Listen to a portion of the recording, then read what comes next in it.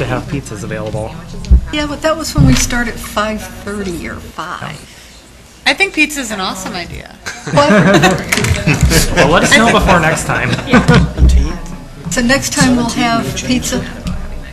We'll do whatever There's the group pizza right wants. here. Yeah, whatever the group wants. If you want pizza, I've already we can get eaten. pizza. Oh, you've My already objection eaten. is that I didn't know. Didn't have to be. Oh, these are good. Thank you. The monster pizzas. If anybody has a preference thing for next time, let me know. I don't think anyone's a vegetarian anymore. I will text them. One's cheese and one's You have the cheese on our side, apparently. You're going to get up your soapbox about. Depends. So besides that very simple, What? Depends on how things go.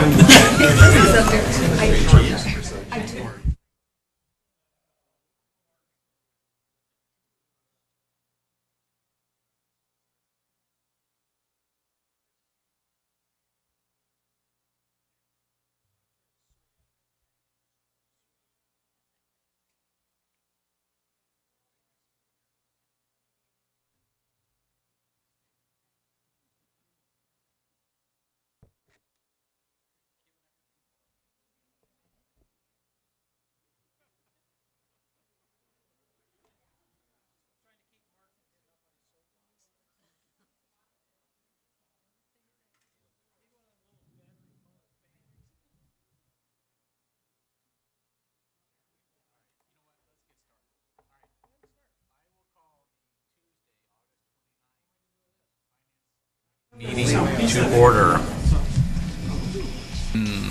Bill has the roll. I have the roll. Thank you. Okay. Item 1 under budget is overview of the 2018 budget, capital improvement plan, and debt service projection. So I guess this is up to you, right? Yeah, I thought I'd just take a few minutes just to go over some summary information to kind of set the context before we get Quiet into the over there, departments. please. So there are a few pages in the packet that provide some summary information, and then the full listing of the requested projects for 18, and then the full capital We improvement can't see plan. the screen. I'm sorry? We can't see the screen on this side. Yeah, it's the same information that's in the packets. If you have your hard copy packet, I'm just going to talk through the first couple pages in the packet. Okay. Susan, would it help you? I could trade places with you if this is a better seat for you. No, if I've got it in front of me on paper, I'm fine. Yeah. But I want to thank have it you. up here just too for anyone in the audience that doesn't have a hard copy available, but it's the same information. And a lot of this is information that we've seen in the past. I just wanted to kind of go over kind of where we're at, kind of set the context before you hear all the different department requests. So during the 2017 budget process, we set the budget for the 2017 capital, but we did look at a projection going forward of what we'd be anticipating for levels of capital, and in particular focusing on the capital borrowing, which is funded by general debt service that is funded by the city's property tax. So this page is from the 2017 budget materials, and we had set for the 2017 budget about $4 million of capital borrowing. That included $1.5 million for phase 1 of the University Avenue project, and then $2.5 million for other projects. And the concept that we talked about as that budget was being put together was trying to target $2.5 million per year in capital borrowing. And based on our projections of future growth and where our tax rate would be, we were anticipating that roughly $2.5 million on average should keep us at a level tax rate for the portion of the taxes that go towards debt service. And that's what's shown on the next slide here, looking at our debt service projections. And the bars on this graph look at all of our existing debt. So we're still paying debt for city facilities like the police station, the MOC facility, the fire and EMS facilities, prior year capital borrowings. And then this projects if we borrow an average of $2.5 million per year, layering that on top of the existing debt, that we would anticipate our tax rate for debt service to be approximately flat. Of course, could change depending on how much growth happens and different factors over time, but that was the projection at the time.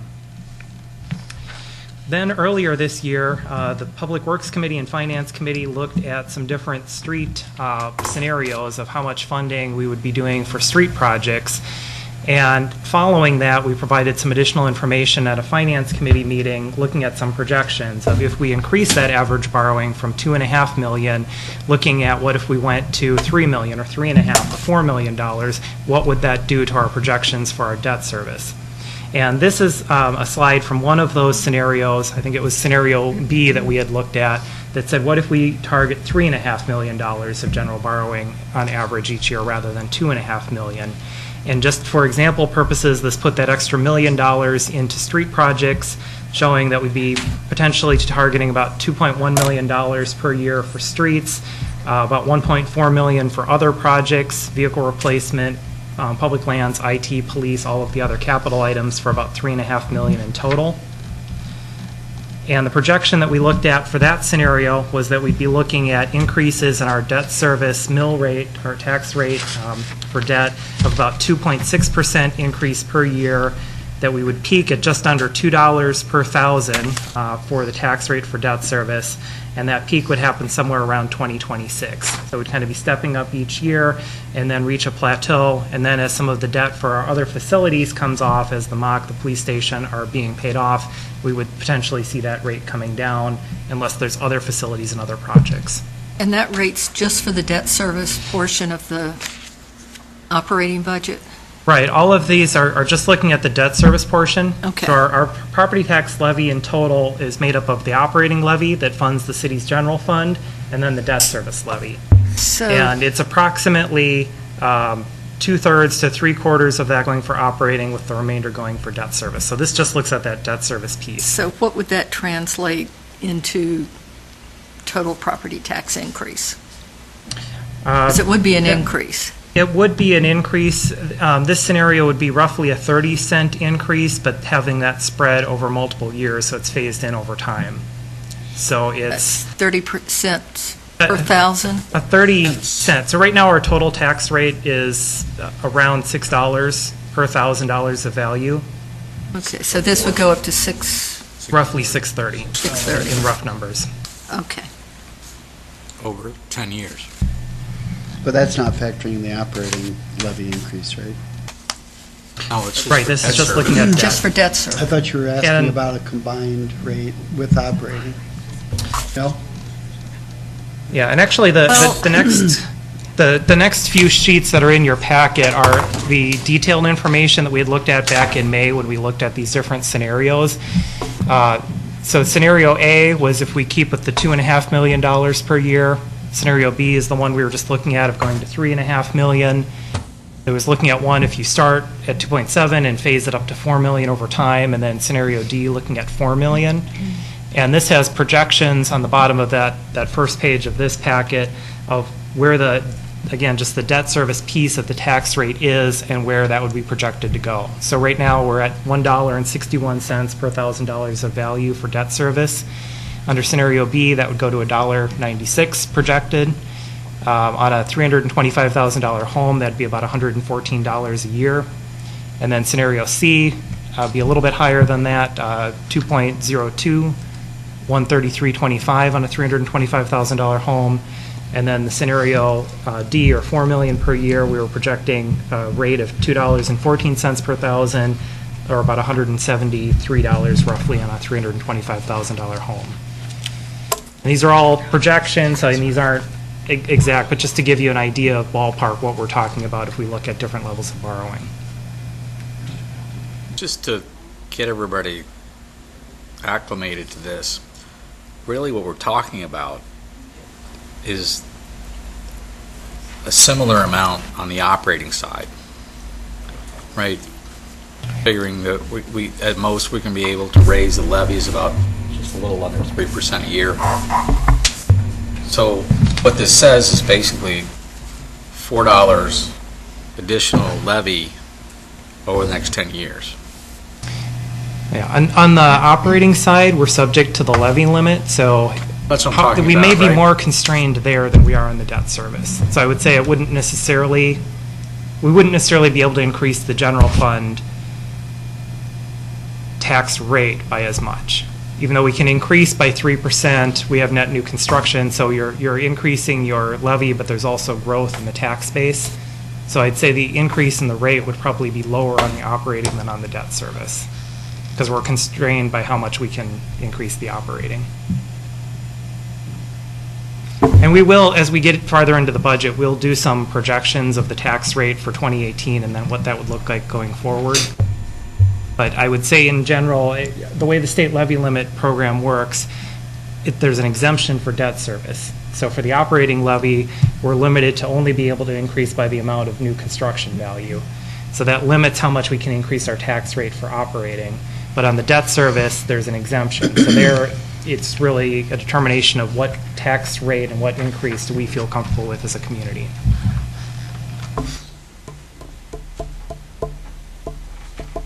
There's other information in the packet. I wasn't planning to go through it again unless there are questions today, but I just wanted people to have that kind of for background information, looking at potential impacts of tax rates for the amount of borrowing. And then the other two items that are included in the Finance Committee packet, one is labeled the 2018 Capital Budget Request Decision Matrix. Also, we've referred to this as the decision tree. This is a listing of all of the projects that have amounts requested in 2018. And it shows the total amount of the request, the funding source, so whether it's capital budget funded by borrowing or if there's other funding sources like TIF, department revenues, use of fund balance, grants, other. And the totals are on the first page in this top section. So looking at capital projects funded by the capital budget, right now, as requested, if everything were funded, we'd be looking at 4.7, almost $4.8 million of borrowing. And this is set up with a yes-no column so that as the Finance Committee starts their deliberations, we can run different scenarios quickly by doing yes, no, what's included, and then seeing what the total looks like and where we're at for total borrowing. Christmas in August here. And then the last item in your packet, the last several pages, is labeled Projects and Funding Sources by Department. And this is really the multi-year capital improvement plan that looks not just at 2018, but looks 5 years out for what departments are projecting and requesting that they will have needs for in each year. This shows the total cost of the project for each year for the department. And then we just have a summary on the last page showing the funding sources for each year. And then there's another document, which is 130-some pages long, which are all of the individual narratives, where there's a separate sheet for each project that has all of the details. And that's the one that we've sent out electronically. We have a couple hard copies if we need to reference them here tonight. And if anyone needs copies, let me know. But that gets into specific details on each project and the timing and the justification. So with that, if there's any general questions, I can answer those. Otherwise, what we thought we would do is we have a schedule for departments that they can provide a brief presentation, just update on their request, be able to answer questions. And we've typically had a couple meetings where we go through departments presenting their requests on capital tonight. We'll do operating in the September meetings. And then there can be discussions at the Finance Committee of looking at different scenarios and what's in or not included in their recommendation.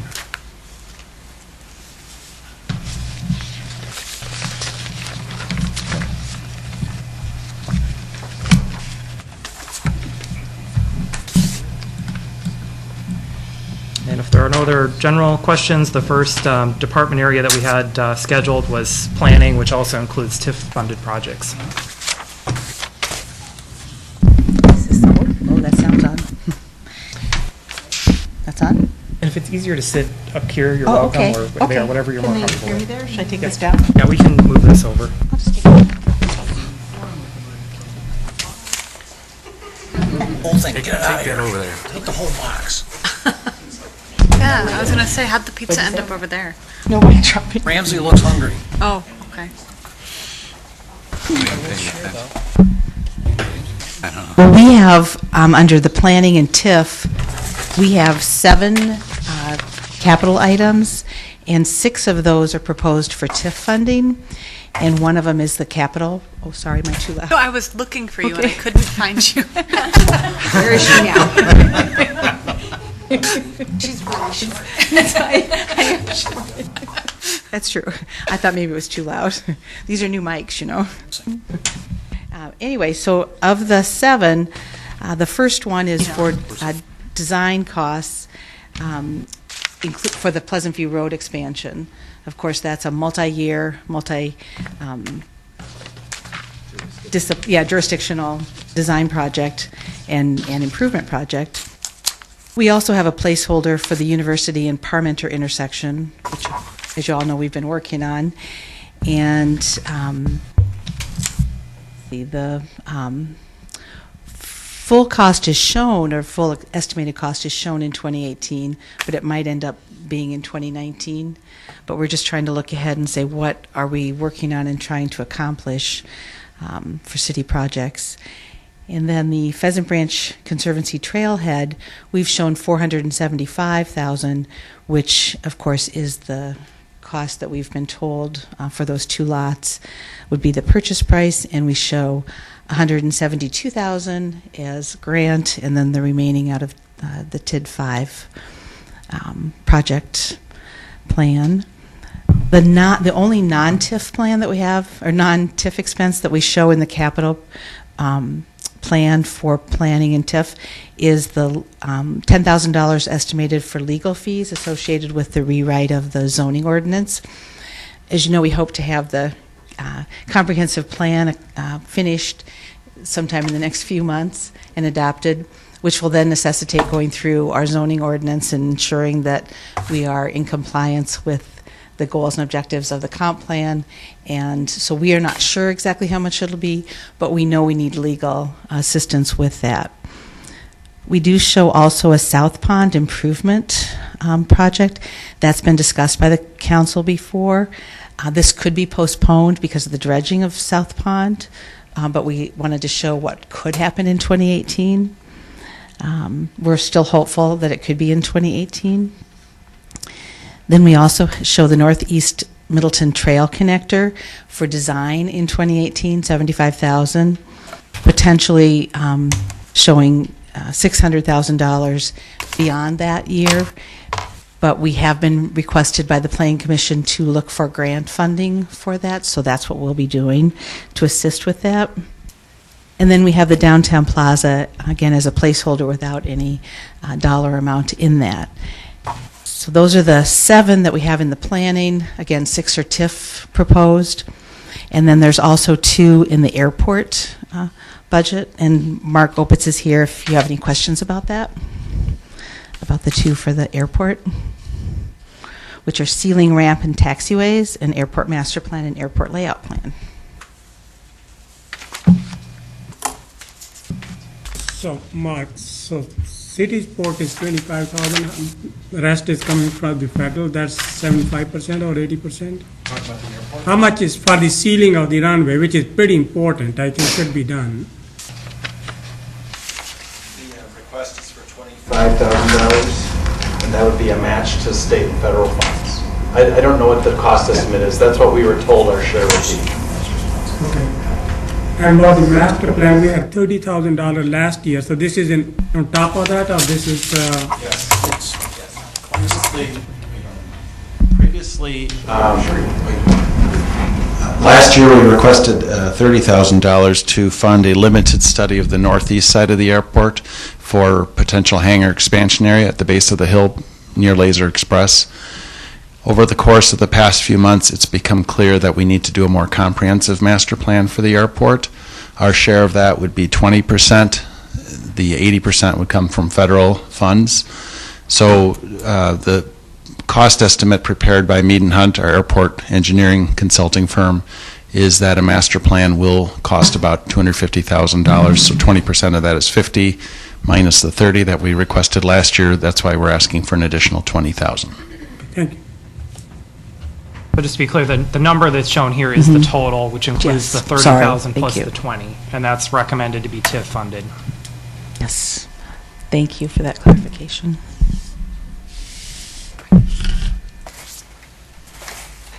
The Pleasant View Road expansion, what's the 220 for? Is that just for engineering work? Yes, design. And at what point does reconfiguration of the golf course go in there? I can speak to that, Ivy. Okay. Oh, you have a mic. It's part and parcel of the entire design, Mark. We hope to have the recommended right-of-way designated by late October so that you could actually see where the right-of-way will be, is projected to be, and then we can start to calculate what the effect would be on the golf course. Okay. And that will be funded through TIF funds. Yeah, it's all funded through TIF, and what we've recommended, or I've recommended, is that any effect on the golf course from the road project also would be funded by TIF. That could include an architect being hired to redesign the portions of the golf course that are adversely affected by the road project. That is not calculated in the road project, but that's something that I feel would be obligated to do. They estimate the total timeline for the design of the project is 18 months. They started in July, so I believe they're looking at end of year in 2018 for a final design, and of course, that would come to the council for approval. And when would construction start? In 19? No, we're looking at 2021, 2022, when federal funds are available. So what's the $1.2 million that's there for 19 and 20? Probably land acquisition and, yeah. I think there's land acquisition, there's an environmental study, I believe, that would be necessary. Part of engineering, I think, but it's probably land acquisition mostly. Land acquisition mostly. In that time. Yep. Okay. In 2020? 19 and 20. 19 is 334,000 in planning and design and 180,000 in land acquisition. And 2020 is relocation of overhead utilities, 111,000 in planning design and 596,000 estimated for land acquisition. Just so I understand the sinkhole money we're going to throw out for that, does this include the interchange or reconstruction of the intersection of Pleasant View Road and University Avenue? I don't believe it. I don't believe it does. That would be a state project, Mhm. Howard. That's state jurisdiction. So that's not calculated in as part of a local project. We're going to build a nice new road down to Highway 14 to go. Just curious. Do you want us to build the state's project? Oh, I want you to get after the state. We have been. How's it working? Responsive as ever. They did a Yeah. study several years ago thought that showed different potential areas for crossing the highway, and I don't think they've finalized that. Timely manner, my question would be, has anybody been coordinating or talking to the state about the fact that this project is underway for the planning phase with scheduled construction in 2021? What is the state going to do? Talking about putting $9.3 million of investment into this property, I mean, into the roadway. Kind of nice to understand what the state's going to, I mean, you if got, they're going to abandon that crossing. It'd be nice What to do know you- that now, wouldn't it? or they're going to buy out the mobile gas station, or what are they going to do? Is anybody, I don't think let they'll me be buying back that. up my question. Has there been any coordination or discussion with the state about what has transpired on Pleasant View Road to date? I believe that that is part of what our designers are looking at, what coordination has to happen, but we have talked with DOT several times in the past few years about that intersection. But I don't believe our project includes that intersection because that is I understand it would be a state state. highway improvement. I can understand that. But what I'm trying to get at is so that one of us don't go off this direction and one of us doesn't go off that direction without talking to the other one. So There is coordination. There has to be coordination, that's why I'm asking. Has there been any to date? That's actually a big part of what the MPO does. You know, so when we funnel these regional projects together, So when we funnel these regional-sized projects together, that they can map federal, state, local, county, all understand what's on the board for construction and when. So MPO is saying, there's going to be construction out there at some point in time. Has anybody said when? Right now, it's Program 2021. So For the state? If we can keep our design and land acquisition on track, Okay. then it's programmed for that For that federal same- funding through the state, through the MPO in 2021. Okay, that's what I'm trying to get at. Or is this kind of, oop, we're going to stop, put up a barricade at the end, and it's going to be... If our timeline slips, at best, the MPO would bump us backward into a different funding cycle because it's a 2-year funding cycle for them. Then we'd probably be looking at 2023. So to some degree, that ball's in our court. How much progress do we make and how fast do we make it? But in terms of the context and the scope, the limits, that's on the board. I'm just trying to find out, what the coordination level has been at the city level, at the... Howard, if I could try to explain it a little bit further.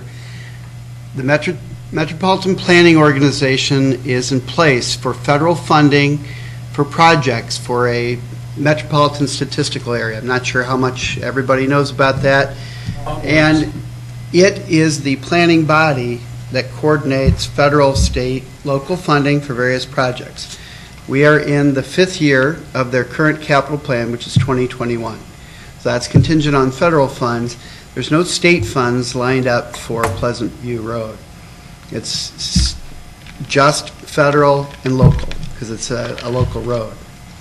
So Bob Schaefer and his organization is a coordinating entity. And yes, like Eileen said a few times now, we do coordinate with the state. We've coordinated with them on a regional transportation study. It's not that we talk to them every week, but once we have a design, we certainly will want to make sure that it coordinates with whatever plans they might be thinking about that we're not currently aware of. Okay. I have your assurance.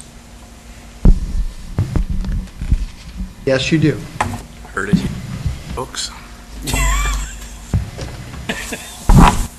I will add, as a cities and villages rep on the MPO, that the project has scored in the concept that was just outlined by the city, since it's a local road, the city of Madison and Middleton.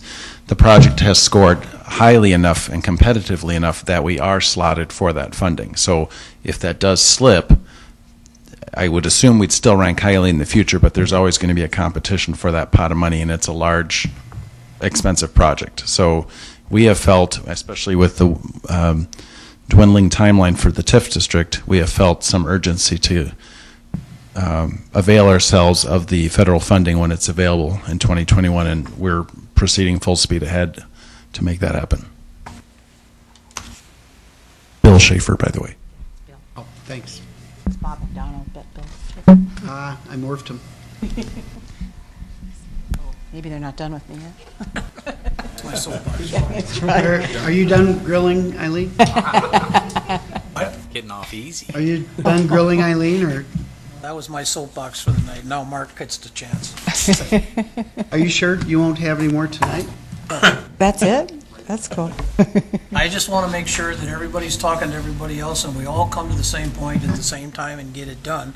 Because if one or the other of us stumbles, the other one's going to pay. Well, we're coordinating, we're working on this project with Madison. We've applied to the MPO together with Madison. We can only do so much with the state, so we have to stay on track with our project and the City of Madison coordination. So all we can do is, ask the state to consider putting funds there. So, and you know about their process, so. Unfortunately, I do. Mm-hmm. And that's the premise of his entire questioning. Been there, done that, Eileen. Okay. All right, Thank you. let's go to building inspection and community services. Buckle up, buckaroo. Since your seatbelt's down, it's only going to get better. Yours ought to be easy, Bill, compared to Eileen. I hope so.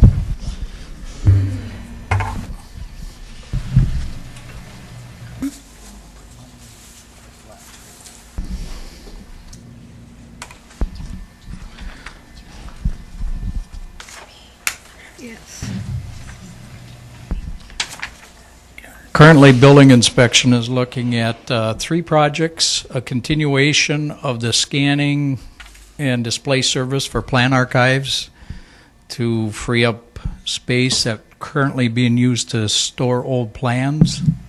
The second one would be an LED lighting retrofit for the senior center and the EMS, similar to what we've already done in City Hall and Library. And the third would be a repair, if you will, for City Hall, the southeast door over here, if that helps.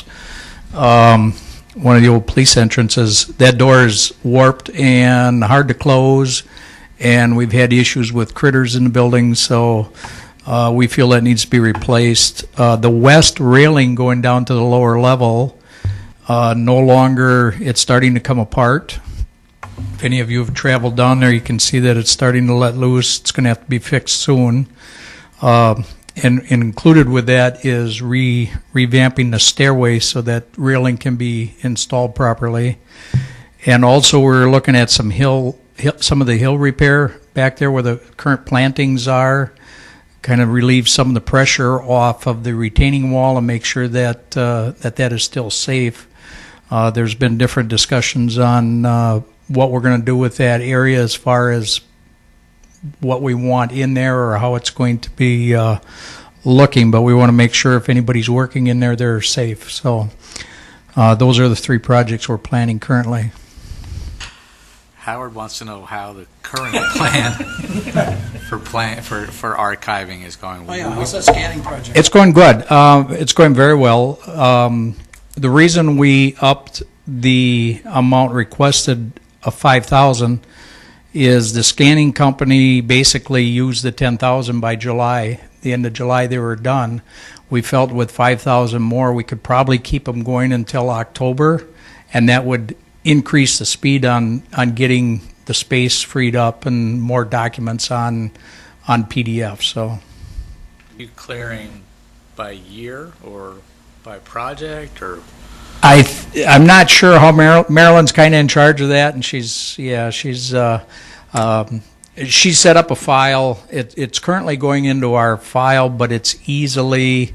I talked to Todd Foreman, and it should be fairly easy to transfer that into another storage facility offsite if we need to. But currently, it's going into our current files with the option that can be moved into either a cloud-based or a off-site storage area to free up space on our city computer system if we need to. So you're keeping the hard copies or you're shredding? No, the hard copies are being shredded and removed. Once they're scanned and into the files, then the hard copies are being shredded and they're gone. And someone's doing quality checking on this stuff? Yes. Yep. Yeah, we draw them up every once in a while to, as we get questions on different construction, older projects, we pull them up. And some of the old documents are very hard to see. We've crossed back to some of those, the old blue, colored, if you will, plans still show up. They're difficult to read, but they will show up. You can get the information that's needed for them off of there. So, on the LED replacement, how much of that $22,000 is for labor versus the actual bulbs? The majority of what we've requested is for the cost of the materials and the controls. We do get the Focus on Energy grant. We're going to apply for that again next year. Fortunately, on this project, Abby was fortunate to find a grant for us that helped out. That was part of the plan that we had in effect. And we'll be looking for some more of those, but the majority of the labor is done by in-house staff. I was wondering, right? $22,000, $10 a bulb. That's 2,200 bulbs.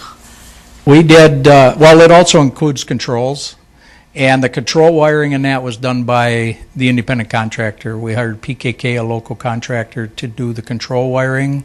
That also is required as part of the Focus incentive program. It's not just replacing bulbs, it's also making sure that some of the lights, and we're still working out the bugs, but the front and back hallway are on daylighting sensors, so sometimes it might look that the lights are off in there, but as soon as they get dark, they kick back on if there's motion in there, if there's occupancy. So the control wiring is done by PKK. So it's not just bulbs and the control wire. A lot of these are wireless. Trying to think where the control is in here, but there's sensors. There's some controls by the door, but there's also some controls in the ceilings that'll pick these up. And when you get into these larger rooms and larger areas, it's can get expensive to control, more than just a light switch. So it's not just the bulbs. In the two buildings this year, we we installed 900 LEDs in two buildings. So when you're talking $10 a bulb, it doesn't take long to hit $20,000, $30,000 when you add the controls on top of it. The other thing we're running into, especially with these two buildings, because of the age of them, is there's hidden secrets that nobody knew about. And we've made the adjustments as needed, and we're sure we're going to find some stuff in the senior center. EMS probably not as much, but the senior center being an older building such as this, there's issues with what was installed, how it was installed, and we have to bring it back to where it needs to be safe and operational. But your payback is very short, it's about 4 years. Yes, we're hoping less than 4 years. We're actually hoping quite a bit less, but it's too early to tell. We're on a time constraint because of what Focus had us, the limitations. We had to have the projects done in order to receive the rebate money. So we did get the projects done in time, but what we need to do now, and our plan is this fall and winter, if we've got some time in-house, we'll go back through and disconnect some of the ballasts in the fixtures that are not being used, so that the ballast will draw a certain amount of power, not a lot if they're not firing bulbs, but they will draw some power, and we want to go back through and just clean everything up.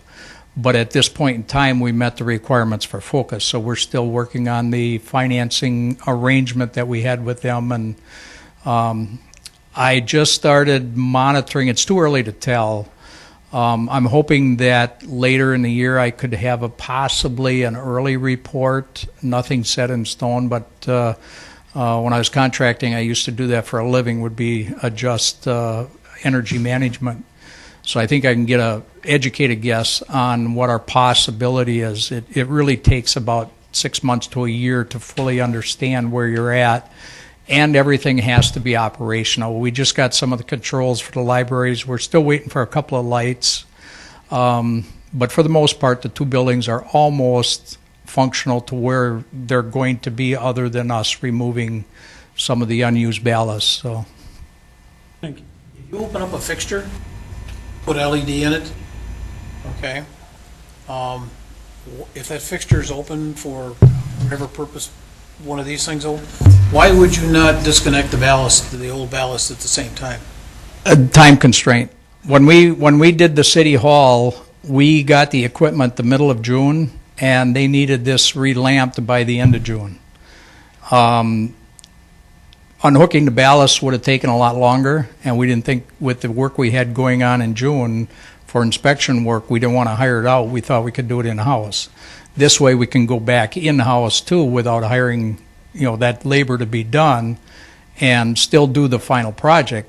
But for the Focus on energy portion of the money that we're looking for, we need to have the lamps installed and operational.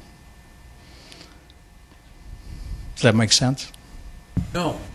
I've snipped a few ballast wires in my life, and all you have to do is go over there, snip, and put a wire nut on them. Well, yes and no, because these are master slaves, and it doesn't always work that way. And so depending on what type of lighting you're looking for, a good example was I was in the library this afternoon fixing up one of them that didn't work.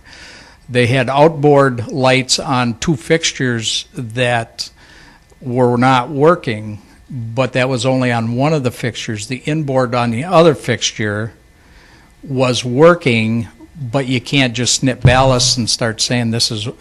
Number one, we had to make sure people were satisfied with the light. If we had to add more light, then we'd be going back and putting ballast back in. So we weren't sure until we got done to know what people were going to be happy with. We had some issues, not enough light. We had some issues, too much light. So it was kind of a pre-planned. We knew it was going to be a 2-stage because we weren't sure how staff was going to react to the different style light. I mean, it is a different light, and some people like it and some don't. Okay, thank you. Any questions? Thank you.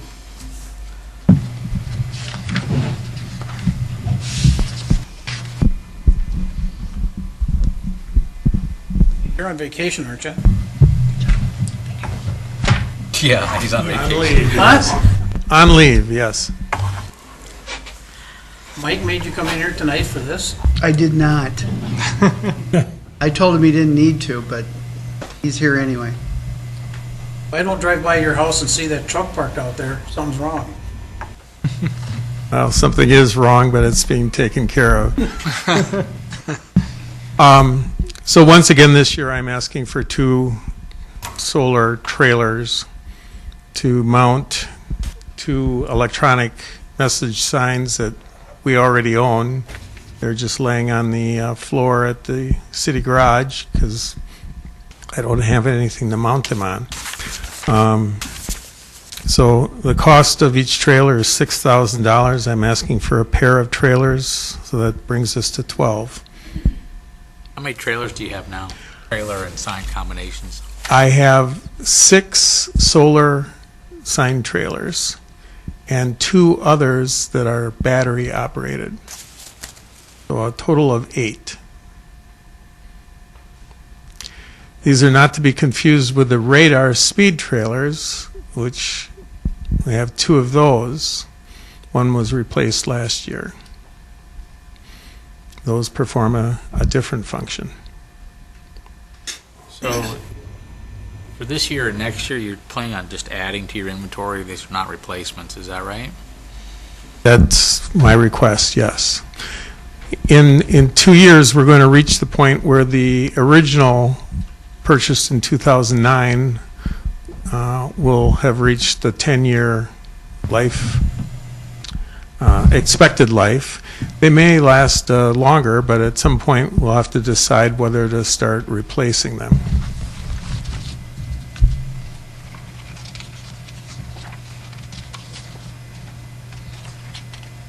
Wouldn't it be appropriate to include these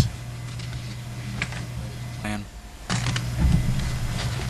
Have city mechanic determine whether or not eligible for replacement as opposed to age. Part of my concern along this is that the whole idea of this replacement strategy was to remove parochial interest from saying I need a new vehicle, right? And we're going to vest that decision into the city mechanic. I'm assuming that his MO is still on whether or not they're going to stay in working condition for the year, as opposed to him just saying, hey, it's 5 years old, I think we should replace it. These are 2 separate issues here. I'm asking for 2 additional trailers. Say, Okay. 2 issues here. One is, should this be considered part of the replacement plan? And then the second is how we're, just a recap on how we're administering this. Yeah, so what we've shown in the budget is that anything that is a replacement to an existing fleet unit or an upgrade, but it's replacing where one is going out and one is coming in, that's part of the replacement fund. Where departments have been asking for an addition to the fleet, we've asked those to be highlighted as a separate request so that that's highlighted for the Finance Committee and Council so that there's an understanding that there's not just the immediate cost, but there's the ongoing cost. And then if that's approved, then that would be added into the replacement plan in the future. So for Public Works, for example, which we'll get to later, they do have some requests for additions to the fleet that are being requested, and we've kept those separate from the replacement plan, so that the replacement plan funding is shown as this is the cost to maintain our existing assets. Has anyone done any sampling on these replacement requests to make sure that they seem to be reasonable and not based on age, but that they're based on condition? Yes, for the replacements, we have the replacement plan, which has a list of all of our vehicles and a anticipated life cycle. So we look at what would be coming up, and then the city mechanic reviews that along with the operations manager and makes the determination of what the priority is and which things can wait. Maybe there's something that was scheduled to come up the next year, but they're having issues with they move that up, and that list is prepared by Public Works. So there is that process to review all of those items against what their actual experience is and make the priority listing. Has there been a situation yet where we have said the life cycle is X amount of years, but we don't need to buy this because it's wearing well, and we Yes. can extend the life? Yeah, there were several items that for 2018 came up as scheduled to be replaced that the mechanic's recommending that we wait because of they're in good condition. I can. They can pull it up too, but man. One of the items that we had scheduled for replacement this year was our cross-country ski trail grooming equipment. And for two reasons, one being that the equipment was still, in the mechanic's opinion, good working order. The second is we're in a little bit of an unknown area with a potential development occurring that is one of the things we've talked about is they would take over future grooming responsibilities for City Trail. So between the mechanic and I, we just said that's a good thing to wait on until we see what happens in the future. Okay.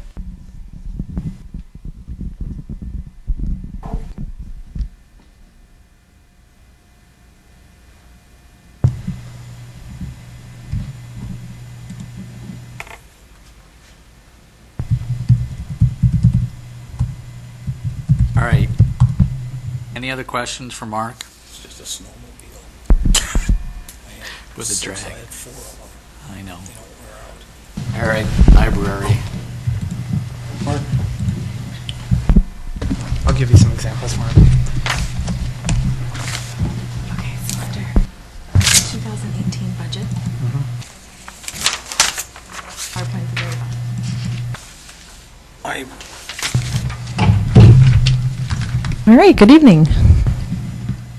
Good evening. So for your, good evening, hello. So for your viewing pleasure this evening, I'd like to point out my first capital request here for the library, literally taking care of the trash. This is the dumpster area at the back of the building. You can see where there were fence posts there that within the last 3 to 5 years have fallen down. This area is really tight to back up into. This may seem like a familiar request because it was requested in 2015 or 16 maybe.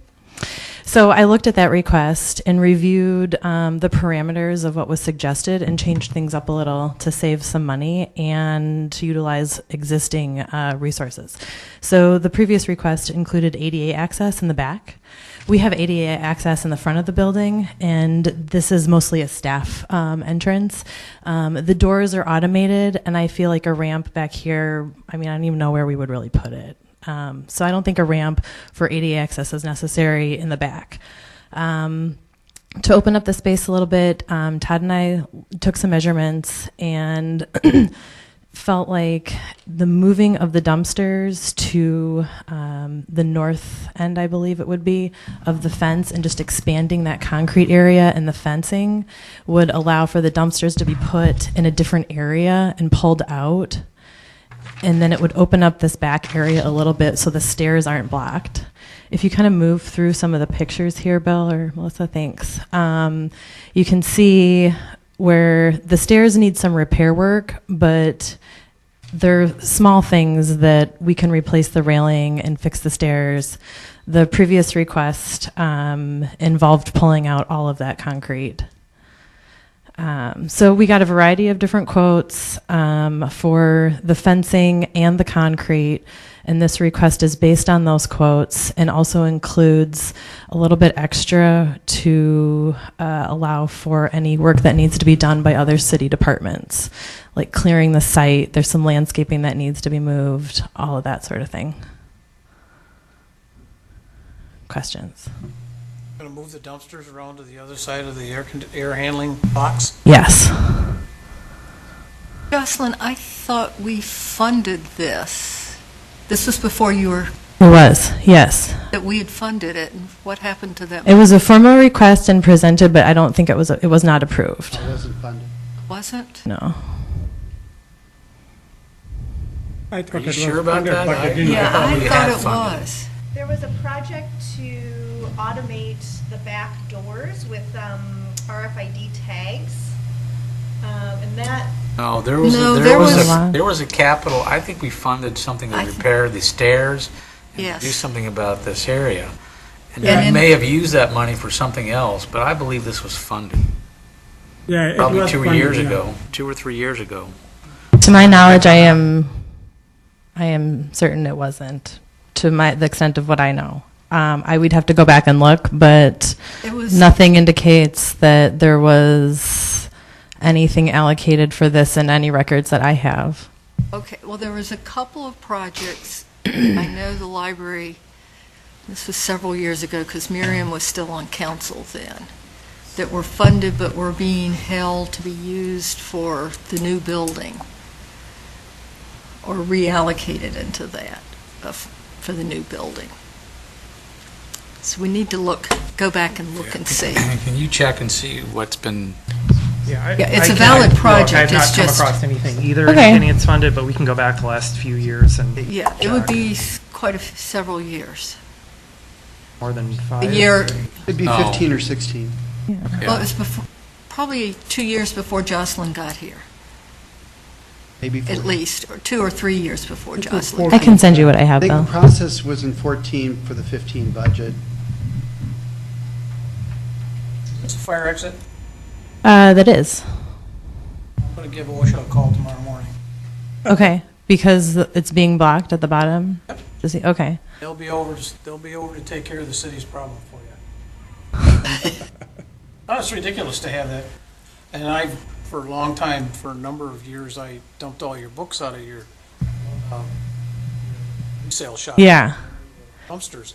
And I can tell you, it's not only is it not a pretty sight to have that on the back of a library, but it's also not an easy thing to do.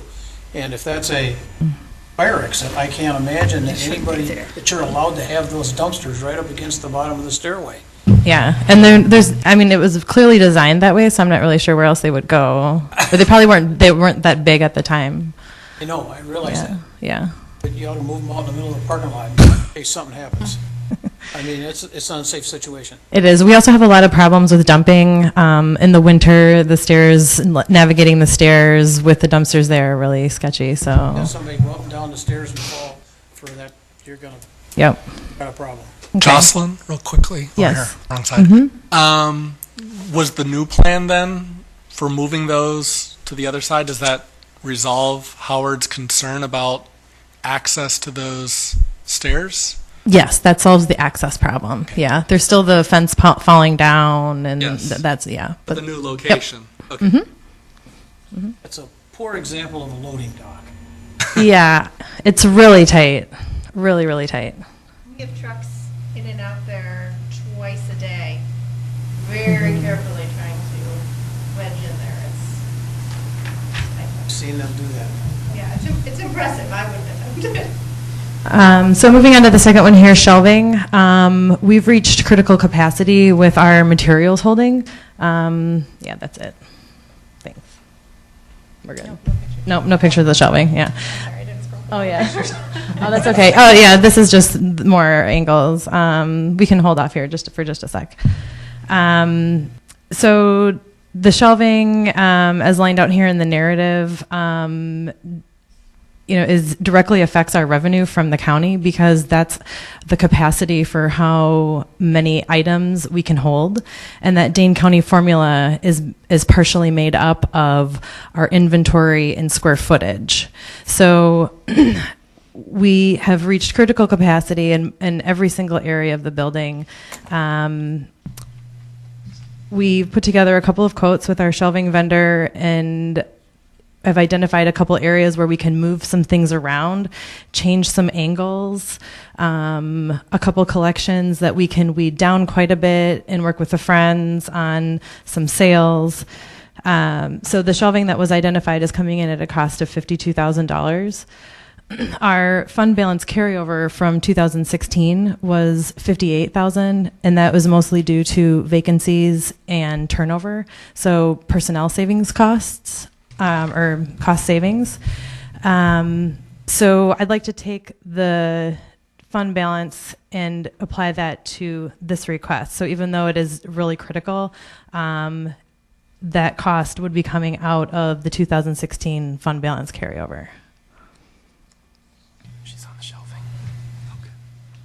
16 fund balance carryover. By the way, while you're pondering that, I did look back at the capital borrowing that was approved by council for 2015, and there was $20,000 for the back entrance for employees.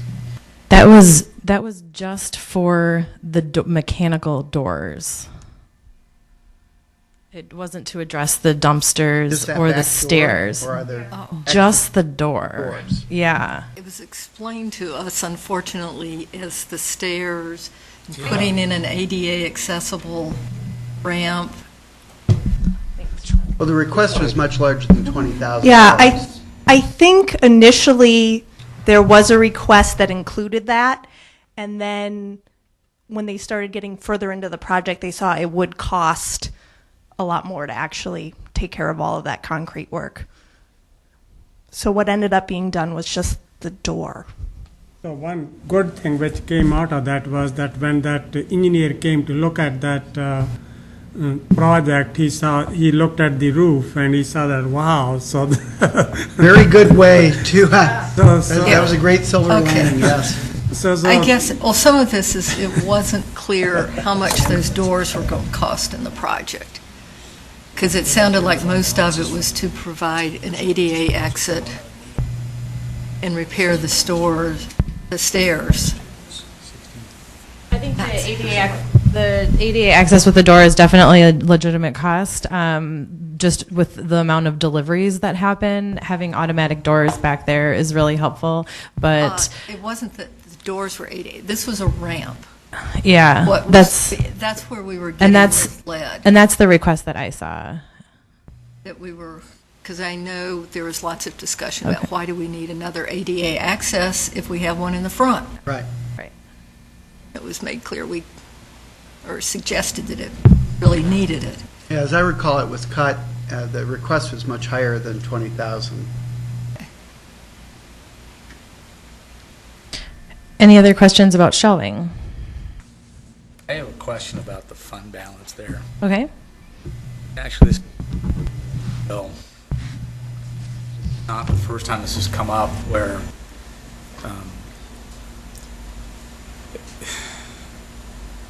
the general fund's transfer to the library fund, essentially it was overdone. Right? And we've talked about this before, about how to time that out so that the general fund does not transfer funds to the library fund until they're needed, so that at the end of the year, it will always be zero balance. Can you look into that again, please? I guess if that's the direction from the council to do that, that's something we can. As we had operated in the prior year for 2016, there was a budgeted allocation for the library. That amount was transferred. There's a desire to change that. I guess that would be could be part of the budget discussion for how that's done. On one of the agenda items for at some point in the future. And how does state law affect that too? Because we have to we don't Well, have the match- detailed control over the library budget itself. No, but I think the state law was changed to the no maintenance of effort any longer. No. No? No, the library board has full control over how they spend the funds that the city allocates. That I That the understand. city transfers. Yes. But the library board has, The difference between allocate and transfers. the. We can have this discussion at a later time. But the library board gets to choose what they do with it. We give them a lump sum, is how I understand it. I don't know that we have to give them a lump sum. That's what I want to And that's what we need to find out. I would say that our budget should, I agree, always be coming in at zero balance. Maybe give $1,000 or $2. It should be really, really close.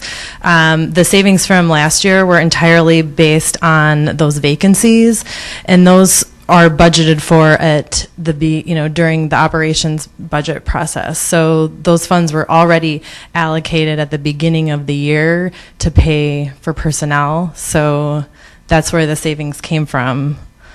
Not necessarily But operational. all that suggests is that we need some type of vacancy factor upon our personnel head, Yeah. personnel counts, which I think the city's been reluctant to do. So I'm not trying to pick on the library here, but I think this is a discussion we need to have at a later point in time. Okay.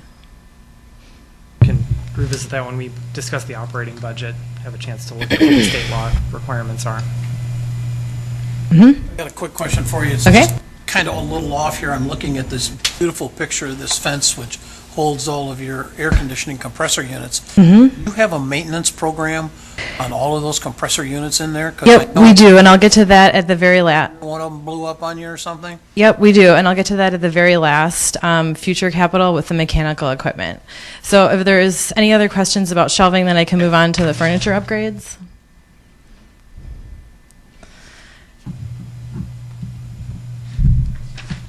Okay, so here's where we can move a couple of the pictures forward. So if you've walked around the library and looked for a place to sit, you may be somewhat grossed out. These are the chairs that we've had for a really long time. And while some of them have been recovered 2 or 3 times, which is very frugal, people deserve a better place to sit. It's pretty bad. So this is just kind of an example. The pictures, they actually make it even look better than it is. They're pretty stained. They've been cleaned many, many, many times. It's been my experience with the general public and any kind of library that I've ever worked in. If you have a chair, people will sit in it, and it doesn't matter how gross it is. But going back just another picture, like this is an example of our kids area seating right now, and it's just kind of sad. There's nowhere we've got the Katie's Kids bench, which was constructed through a memorial fund, but there's nowhere for a parent and a child to sit together to read. There's the seating is really, really bad throughout the entire building. So this again is based on several quotes. I would like to apply whatever we don't use for the 2016 fund balance carryover to the furniture, and then also commit another $1,000 towards donations or grants. In addition to the really worn seating throughout the building, for soft seating, we have the meeting room, which is a separate request.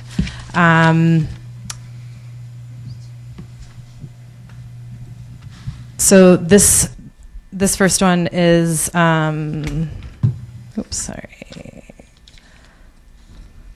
is just for the soft seating, the furniture upgrades. And then the meeting room chairs is separate.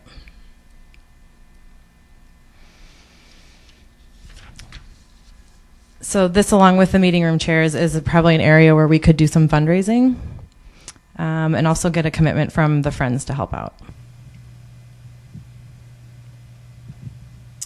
Question for Mike. The Fire Commission has been fortunate enough to have a sustaining fund contributed to by the city each year of a couple of $100,000 for fire trucks. 190, Mark reminds me. Given that this is a very highly used public facility, would it be reasonable to think about possibly doing something similar to the library that we do to the fire department and have a sinking fund each year for this kind of stuff so that they can replace this on a timely basis? So it's not $50,000 this year and nothing next year and $100,000 the year after? So here's the deal, Howard. Tell me the deal, Mark. The 190 that we contribute to the fire district is essentially fund balance at the end of each operating cycle. Okay, so? What we would have to do this for the library is to take, again, fund balance because it cannot be capital funds. Okay.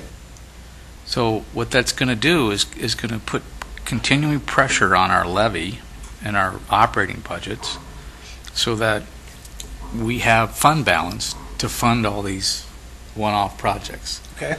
So at some point, what will happen is that we don't have fund balance, and the fire district and the EMS and now the library won't have any contributions, which means that we'll have to put them back on the tax rolls, which will then suppress any other spending that we might want. So we only have a size 6 balloon, and you're trying to spend size 7 balloons. So the reality is that there's no source of funds for this. No reasonable source of funds. No reasonable source. What I if think- we funded just small amounts every year? And expect that we get there. I don't care, because when somebody shows me a picture of a chair in a library, which Yeah. I've been in, okay? No, we need them. There's nothing worse than going in a public facility where you have Oh, and I thousands of agree people with going you and on out, that. and it looks like a dump on the inside because we're too Yes. doggone cheap to figure out a way to put chairs and carpeting and whatever else we need That's in the why I'm facility. suggesting if we don't do your suggestion, we at least just every year start a policy. Jocelyn brings forward 5 or 10,000 for furniture. I'm looking at the request for 19, 20, 21, and 22. There's nothing in there. Well, Just then, this next year. that's what I'm saying, she needs And to I'm put trying to that say, in. if we can force the issue and have the city somehow set up a fund account like that, like the fire department has, which Mark just cringes when I talk about this, Well- then we don't have this problem. Right. Then she doesn't have a problem, she doesn't have to come back and cry every year for more money. Mike wants heads. Mike wants what? Mike wants heads. You want chairs for the library. Which do you want to fund? I'll take chairs for the library. There you go. And the reason I'll take chairs for the library is because they got 10,000 people going in and out of there a year. That's How many fine. people go in and out of That's the library a fine. year? It's more like almost 400,000. All right, 400,000 people go in and out of there, and a few of them sit down. So in the meeting room in 2016, just to give some statistics, that'll paint a little bit of a picture. In 2016, we had 943 programs in our meeting room, and there was over 32,000 people in that meeting room. What image does it give people that use our facilities? Mike, you've got your hand up, so I know. Well, I was waiting for the chair to call me, but okay. He's still mad at me for suggesting this. I think there's a lot of wisdom in the approach that Jocelyn is requesting, and that is they have money left over at the end of the year. Why not allow them to use those savings to reinvest in the library? It doesn't affect the allocation for 2018. It rewards them for the savings they have within that budget year to spend on those kind of upgrades. Why do they have money left over at the end of the year? She just explained that. There were savings in employees' hirings. But so that what that says. That's not going to happen every year. But that also No, it says. won't happen every year. But I that wanna get also something says. sustaining that happens every year. Right. Saying that you're going to use library fund balance to fund these things suggests that the library priorities are of higher stature than other city priorities. Right. That's really what it comes, and that's what all of this is. It's a priority issue, right? So, if the city wants to say that we need to have essentially sinking funds for all of the capital assets, then we can do that. But there are things that we have to do without. And I said heads because that seems to be the annual issue. Right, so I call them people, but yeah. people, full-time equivalents. They're people. FTEs. This is budgeting. They're FTEs. Better than that. It's not. They don't become people until they're on board. I just looked at this and I didn't see any prognostic, any proposals for anything for the next 3, 4, 5 years. And I was trying to figure out, I know how needed they are, because when I go into the library and sit down, I start to think of, this is a public facility that people walk into. This is a representation of our city when we have facilities. And I just hate to see them. It's through no fault of the library people, simply. So your choice is to go with, what is there within the existing fund balance, or borrow, or a combination. I think Jocelyn got the message. She's going to put more money in the years to come, so. And that's She's stretched. So you can see here, like I'm trying to come up with some creative ways to pay for things. The fund balance carryover, friends, they're a separate 501c3 volunteer-run organization that revenues, about $40,000 to $70,000 a year, and they save taxpayers thousands and thousands of dollars. We have, you'll see in my operating budget later in September, we have basically $0 spent on programming at the library, and we offer excellent programming. Sean was just telling me. The Friends should be paying for programming, so that's providing furniture. And so that's why I am coming to the finance committee with the capital request for furniture, because that's a tangible thing that the city can pay for, where the Friends are already supporting 100% of the programming. That's not to say I'm not still going to ask them. I can also try and work, I've got several quotes. I can work with a couple other vendors too. There's different deals that you can swing when you're ordering this amount of furniture. I'm also looking in general, Howard, you brought up a good point about 3 to 5 years, there aren't a lot of requests. And that's because we're really waiting right now on a scope of work for the civic campus. I don't want to be spending hundreds of thousands of dollars demolishing walls and redesigning floor plans, or even really just replacing an old floor in the lower level. That could cost about $25,000 if we're just going to, if we don't have a long-term plan for the building. So all of this is cosmetic things that will greatly improve the service, the atmosphere, the quality of experience that people are having, that will have a lifespan of about 10 years, which is when we would possibly be working on something else. So that's where I'm coming from more of a long-term perspective. So that also leads me to the next one, paint. Just like the furniture, there's a lot of really problematic places around the building that need some major paint repair. This $16,500 is not a request for painting the entire building. It's to focus on target areas that look really bad, that need improving, or accent colors that can also be utilized as wayfinding.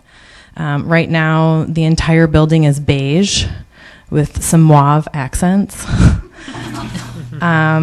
We would like to de-beige and really utilize color to enhance the space that we already have.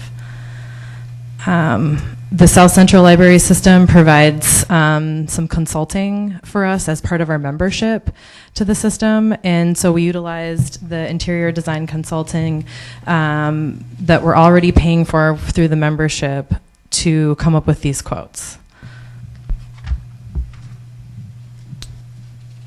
Long-term requests include a vehicle, service desks, and then mechanical.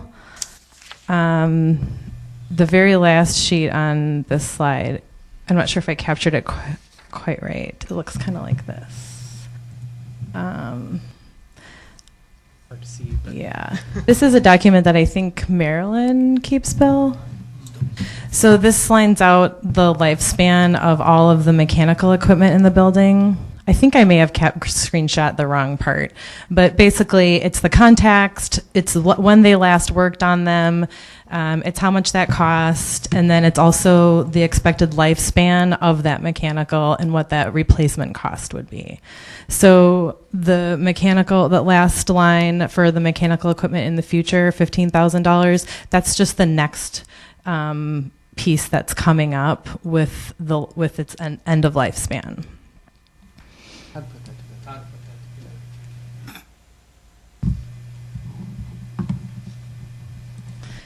Any other questions on any of the capital or long-term requests?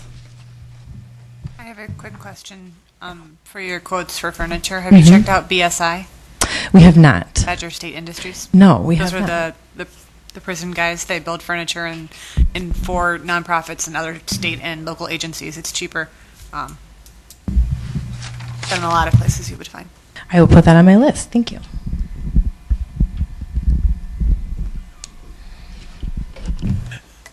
Howard's going to put a plug in for Amish furniture, I think. That might be a bit more I had expensive. put up with BSI furniture for 5 years. Not the most creative. It's cheap. It's cheap. It's cheap or it's inexpensive? Inexpensive. It's inexpensive. Sustainability that goes in. Oh, value. Thank you. That's a much better way to put it. Hi. Hey, Chuck. I think everybody knows Captain Steve Britt. I'm going to give a quick overview. He's gotten a lot of he's done a lot of the work to get bids and so on. He kind of understands a little bit more of some of the things that we're asking for.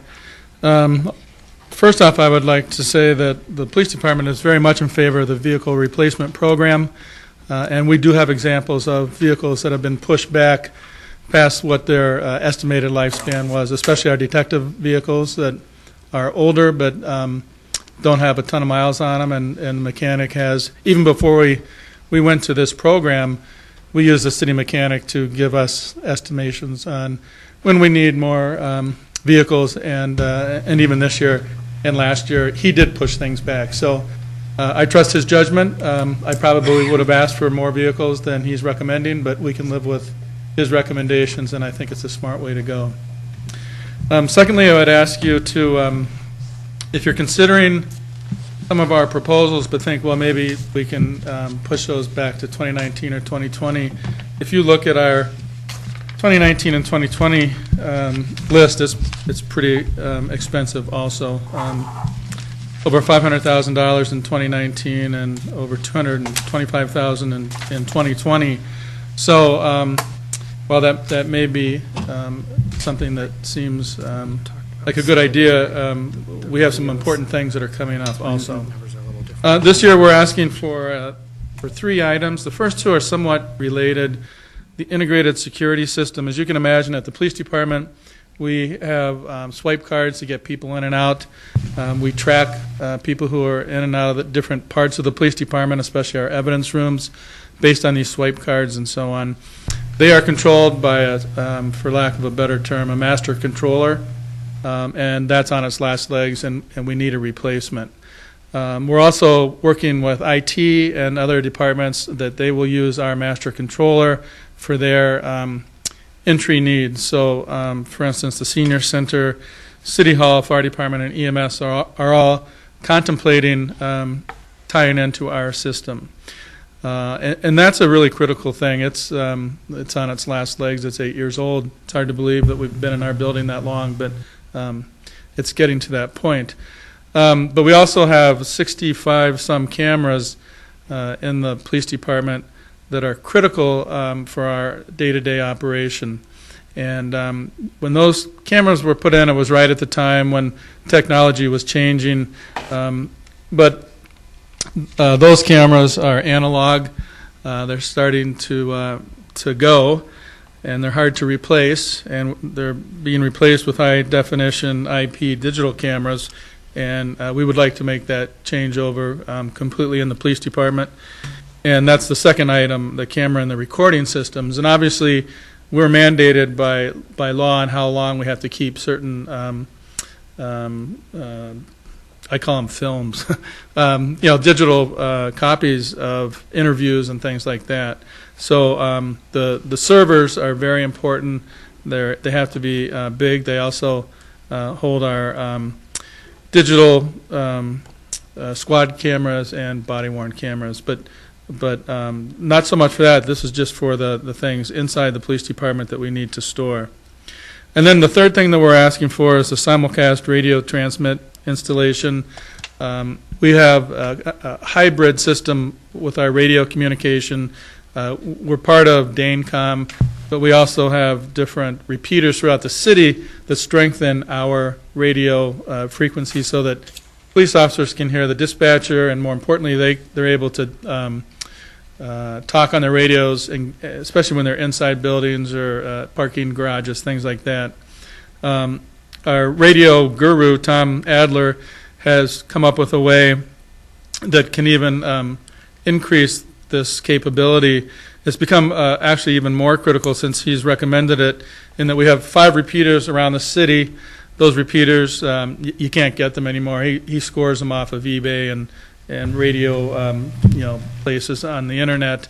One went out recently at the golf course. He replaced it with the one replacement that we had, and now we don't have any more replacements. Replacements somewhere between $5,000 and $10,000 if he can get them. He hasn't even been able to find one to have in our back pocket if another one goes out. So it's a obsolete technology that this new system would completely replace and increase the safety and the capabilities for our officers.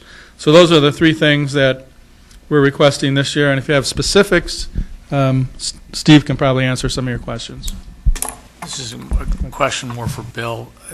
I thought in last year's budget we put a lot of money into a server for digital for the police department. Is this recording system replacement? Is that just the cameras and controllers, but it's not a server? Is that what this is about? Correct. That server that we bought last year was for the body cams and squad cams. Microphone. This particular server that we're looking at here is the controller. So when dispatch, they actually can open the doors. When officers pull in with prisoners, they open doors in front of them and secure them behind them. That's part of what that control package does. The other part of what this new or updated package would do is also control cameras. They can view cameras, they can move the cameras. The security cameras, the CCTV cameras around the building, don't go into that Epsilon server that we purchased last year. They go into their own RAID server. We've had several failures of some of those hard drives that we've replaced in the last 2 years from that RAID server. We have looked at, and we've worked with IT so that this server will work in conjunction with that current server that they're purchasing. But part of this, most of this is actually purchasing hardware to control those things. And then one last question that I have, and Chuck, you were very gracious in responding quickly about the Explorer issue. I'm wondering if you had any more issues with that in the I know that Ford was getting ready to recall those vehicles. Can you give us an update on that? What we're told, and this is the police squad cars that are being used all over the country, there's been issues with carbon monoxide in the vehicles. One theory is it's that if you've done specific changes in the vehicles, that perhaps that's leading to it. Really, nobody knows. We got carbon monoxide sensors, and we've placed them in our squads. So far, none of them have gone off. So, and we haven't made those modifications that the current theory is what's causing the carbon monoxide to seep into the driver's passenger. So far, so good. Like I say, we took that step of literally going to Ace Hardware and buying carbon monoxide sensors just so we would have peace of mind and our officers would have peace of mind. And so far, none of them have gone off. So, thank you. So you put duct tape over the holes you drill. And see, that's just it. We haven't made those modifications. And I saw Ford say some of them. Yeah, no, yeah. funny enough, that's one of Well, the I got solutions. Todd sitting back there. Todd, do you store any of this stuff up in the cloud somewhere, or you got all hardline storage right here? It's all local. The police department, we won't go to online because of the encryption. Because of what? Encryption and the passing of the data across. Chain of evidence. There's a couple different ways of going about it, but through Todd's advice, we've decided to keep it in-house. The cloud is pretty expensive, and also we don't have control over it, and evidentiary issues and so on. So, Okay. yep, This requires you buying a lot of blade servers. exactly. But that's what they do with the. You may have seen where one company that does body-worn cameras was giving them away for free for a year. No, that's like Polaroid cameras. They give away the camera, and the film's really expensive. The cloud storage for that company is really, really expensive. So, and I'm glad you guys know what Polaroid cameras are. Yes. I own one. So do we. Supply of film too, right? Anything else? We're going to stick around. We'll stick around here, but some of Todd's stuff and our stuff is a little bit commingled, so we can maybe help Todd out too. Thanks.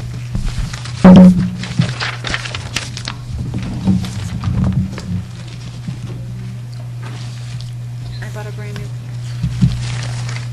Don't ask questions. Go faster. Turn around, go on the wall. Pictures I've ever seen. That's adorable. My favorite. I'm Todd Foreman, the IT director. I know I've heard Todd many times tonight. They've been alluding to Todd Parkos. So a lot of it is not my responsibility. So my capital request this year, the first one is similar to the past couple of years that I've had, and it's to expand the city fiber network. I'm asking for another 75, and what I would do with that is I plan on rolling over this year's project into next year for $150,000, and then take the fiber along the railroad tracks all the way to the golf course. I won't be able to do the project this year because of the construction on the bridge at the Beltline, so it'll have to be rolled over next year anyway. So the additional funds would just continue the project on, and then we could own our own fiber up to the golf course and whatever future buildings we'd have beyond that. So. Take you over the hill to the maintenance building? We can certainly include it and then find out what the money costs from it, so. Do they have computers at the maintenance building? 2, I believe, yeah. They have I them. can't hear. They have them. Oh, he's here. I am here.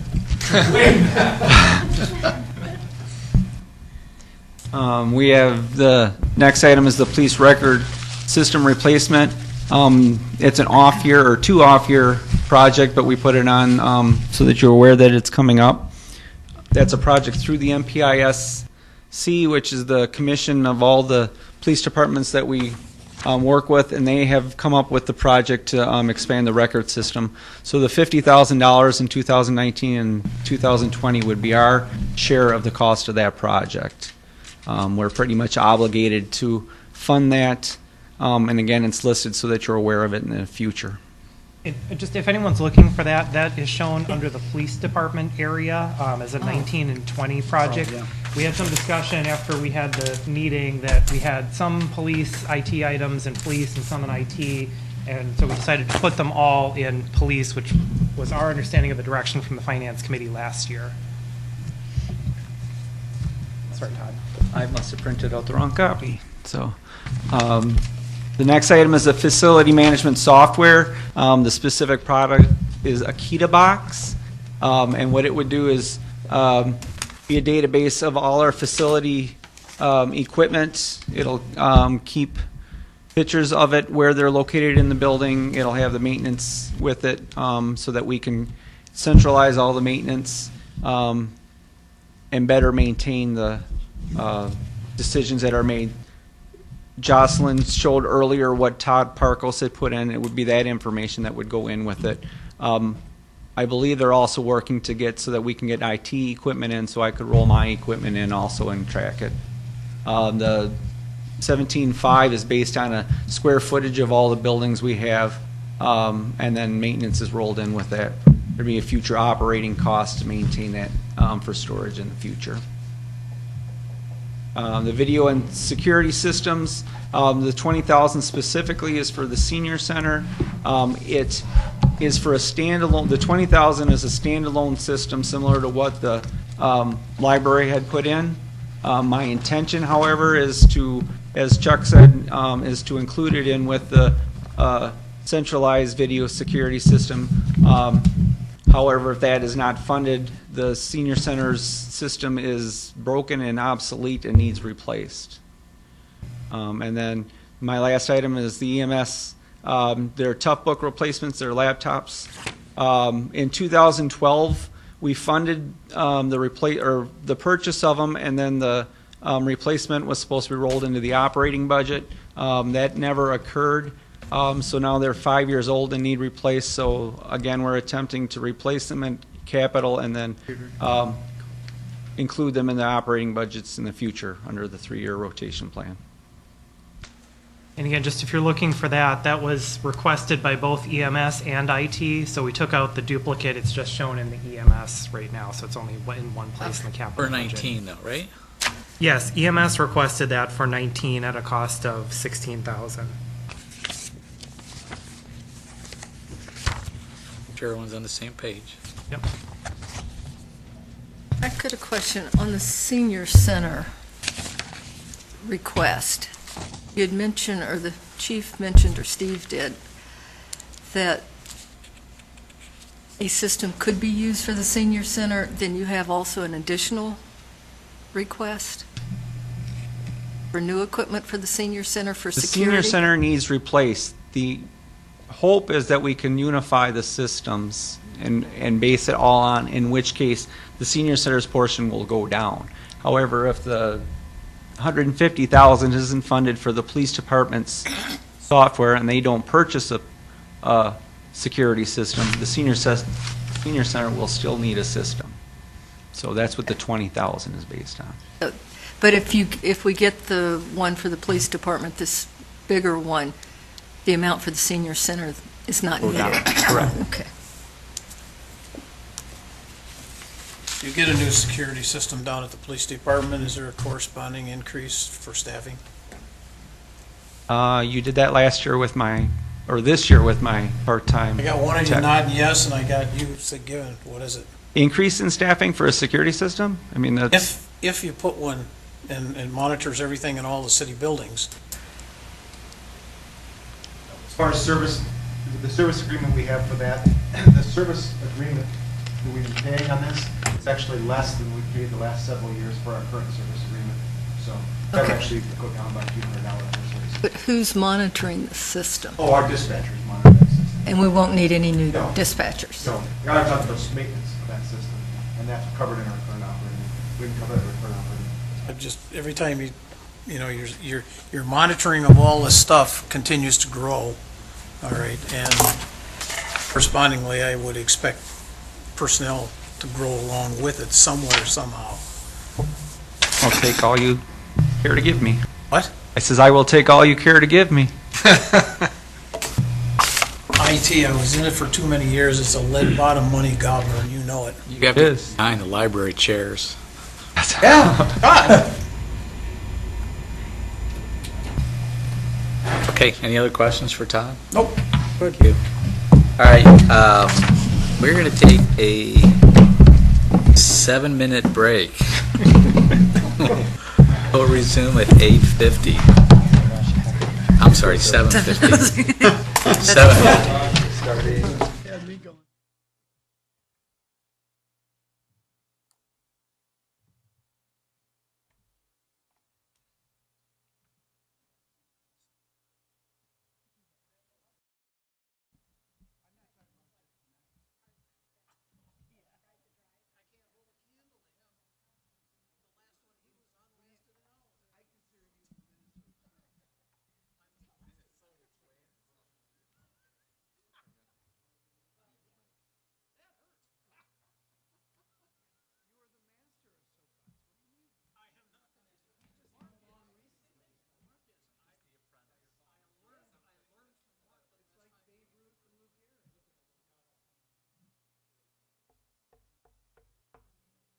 Hey, let's start her up.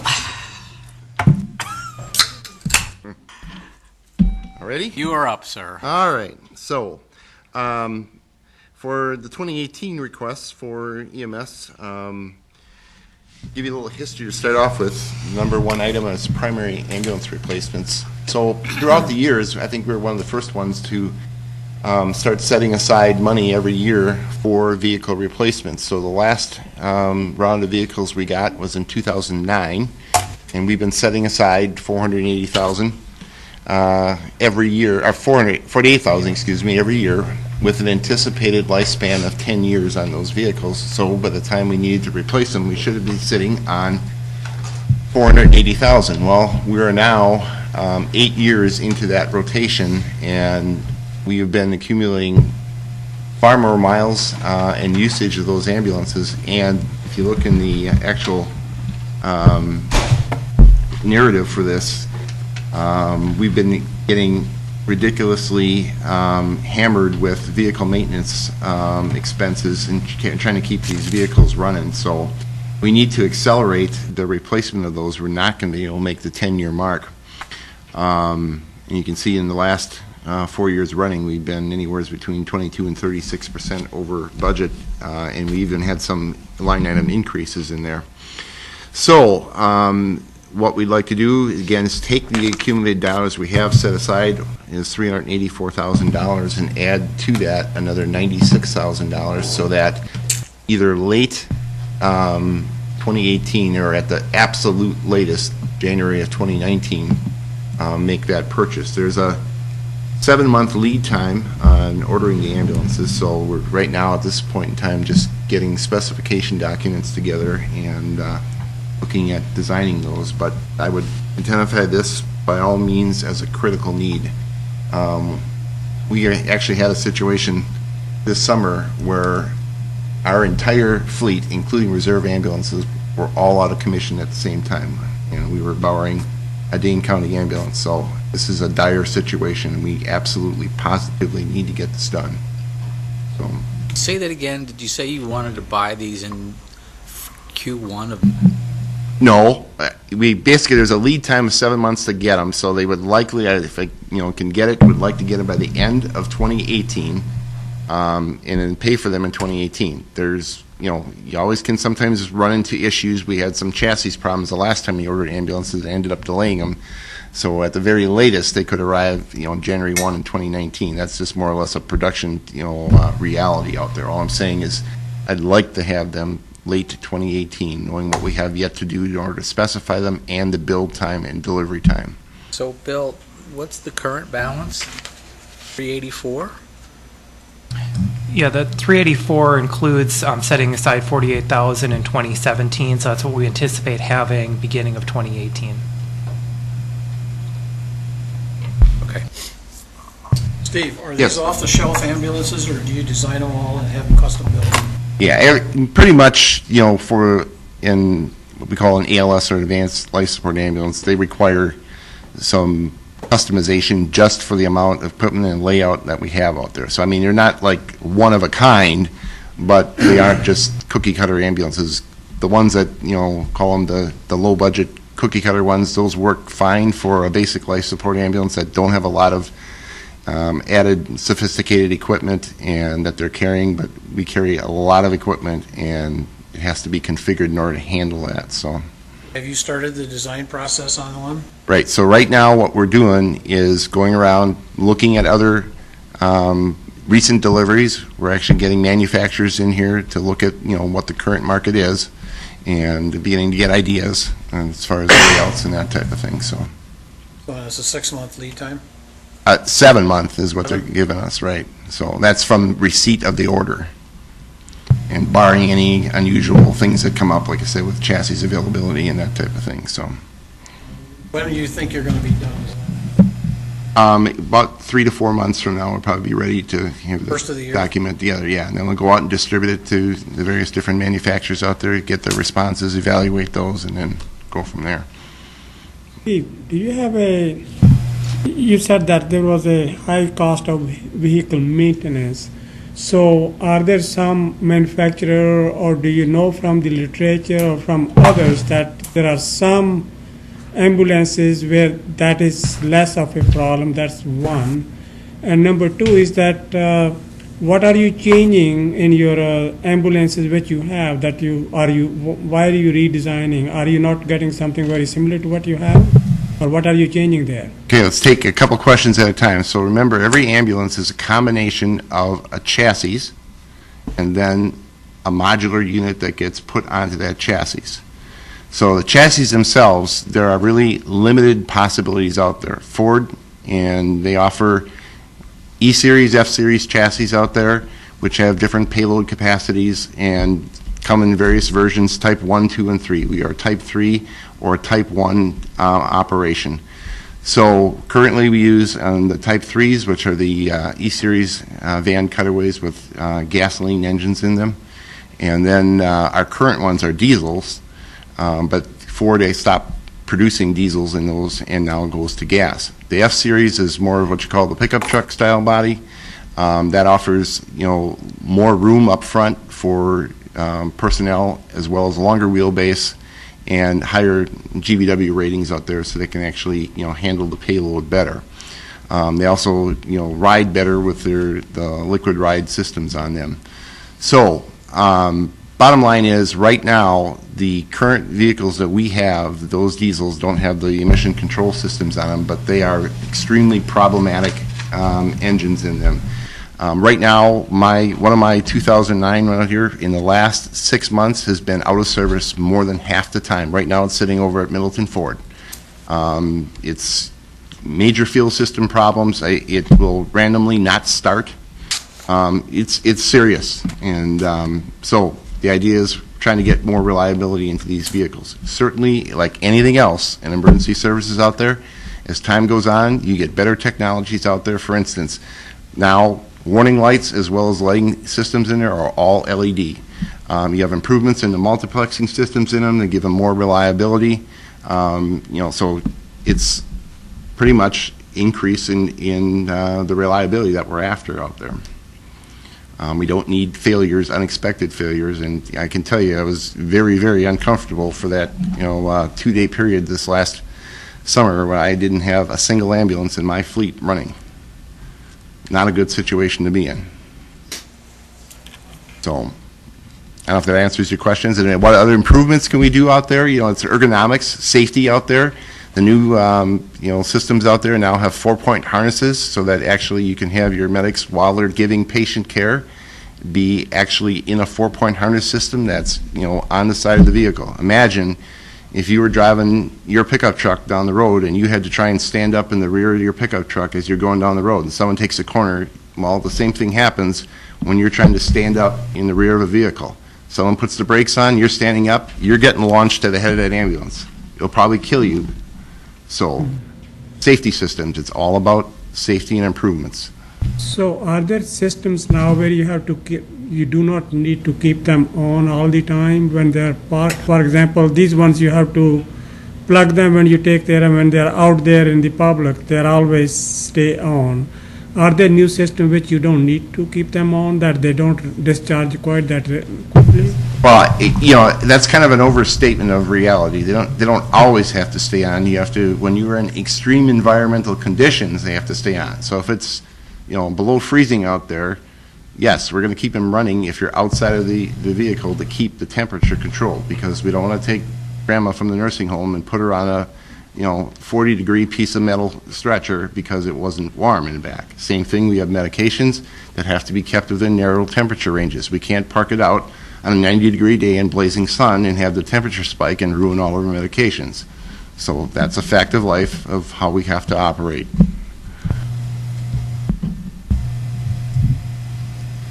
Thank you. Impulse. All right, so continuing on with the 2018, the other items that we have on there, you've heard earlier this year when we had a rather lengthy discussion about our project that's going on down the street from us, the Cardinal Row, about the lack of their proper elevator system in there. One of the compromise solutions, not the ideal solution that was offered up in that case, was the auto-pulse systems out there, which allowed us to at least address the deficiencies in that building, having to move people from elevated positions out there without having to stop compressions in a resuscitation situation. At that time, the sentiment was, for this request, we didn't talk a lot in detail about it, but it was felt that, hey, that should be something that should be submitted as part of the normal budget process. So that's it right here. With respect to that whole issue, for those of you who've been at least apprised of what the progress is, that's very much an unsettled issue. Not to get into the deep debate in there right now, but it's been a nightmare and continues to be a nightmare. I have no idea where that's going to go, but it has not gone as expected. So right now, the unfortunate part is the preliminary rulings from DSPS was in favor of the particular property owner there not following any of our recommendations, which is discouraging to say the least, and I don't know exactly where that's going to go, but it could end up that after all the appeals are through and everything, that maybe this could still be something that could be funded through that mechanism as a way of solving the deficiencies over there. But lacking that, I put that in here for inclusion in at least the discussion here. And then the third thing for 2018 is ambulance stretcher replacements. There again, the power load systems that we have met their useful life, and usually those go in concert with the ambulance replacements, so those are in there as well. The good news in that one, through our CIVMIC program, we have a $7,000 grant, if you will, that all municipalities who participate in CIVMIC can go for safety issues, and this certainly has a big issue again on safety for preventing back injuries of our people. So we would anticipate that that $7,000 could get applied to that for that purchase. So any questions on the 2018? We'll jump ahead, and I believe you want to hear about all the future plans as well, so I'm going to go to the deeper end where we have some of the other things you heard. The fourth item in here is the mobile data computer replacement. $16,000 that Todd from IT had talked about earlier was put in at 2019. The reason why it's put there is they're all Windows 7 units right now, and 2019, end of that year, is when Microsoft says goodbye to Windows 7. So that's, at that point in time, they'll be 7 years old, which is, for computer equipment, a pretty long stretch. So ideally, I didn't want to load up any more in 2018, so that's kind of the drop dead date where we have to have those by 2019. If they can be acquired earlier, that's okay too, but I'm trying to be cognizant of spreading things out here a little bit. Also in 2019, that will be the, essentially at that point, it'll be the 11-year point of occupancy in our building. The carpeting right now in there is looking pretty sad. So we need to do that, as well as the same thing I think that Jocelyn was talking about earlier in the library. Painting and everything needs to be as part of the normal building maintenance, so we put that in there for that. The next line item is explained in great detail in the narratives out there, but currently right now across all the city, EMS has the responsibility for maintaining all of the automated defibrillators that are deployed in everything from city buildings, police squad cars, various different facilities like the pool, the golf course, senior center, library, on and on, public works. So over the years, initially when we got our very first group of those, there was a community-wide fundraising effort that bought the first 13 of those. Since that time, over the years, various different departments have funded those through theirs. We're now up to 28 units, and if everything goes as planned, there's one other one who just had an inquiry. It will be up to 29 units. But the first units were acquired in 2002, so you can see we're well beyond even the 15-year point. Some of these we've had to send in for repairs, major repairs. 2 of them have had. The other ones, the manufacturer can never tell you with certainty, when these things are going to fall apart, but they do say, they don't live forever. So What this thing here is to replace all of those in 2 lots, half of them in 2019, the other half in 2022. That kind of divides them up into the newer and the older ones out there. So the plan is, again, looking forward to have at least something on the books. Understand that this really benefits many city facilities. This isn't really just for EMS. We just happen to be the ones that maintain them and, update them, supply all the pads and everything for them as they expire. Next item, mobile and portable radio replacements.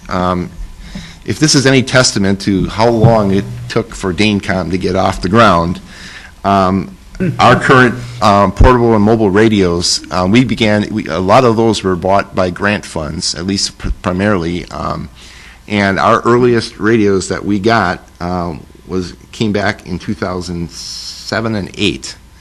So some of those, the portable radios are the older, and then as well as in the 2 years after that is when we got the mobile radios. So here, once again, we're out there in the 10-plus year range, so we need to, look to get those on the docket. And it's my understanding that I believe the police department also is doing some radio replacements. Our hope was in the timing of this that we could probably even try and acquire some of these things simultaneously so we can get some better pricing on them. So. But half of that would be for mobile radios and the other half for portable radios. And that is the same. Yeah. So then the last one is our main cardiac monitor defibrillator pacemakers. These are our lifeblood of our operation. That has all of our super technological, everything from 12 lead to end-tidal CO2 to carbon monoxide to oxygen saturation and everything else that we use. Very expensive machines, but the last time we replaced those was in 2011, so we'd be looking once again at the 10-year point of getting those replaced. So that is the sum total of top to bottom. Any questions?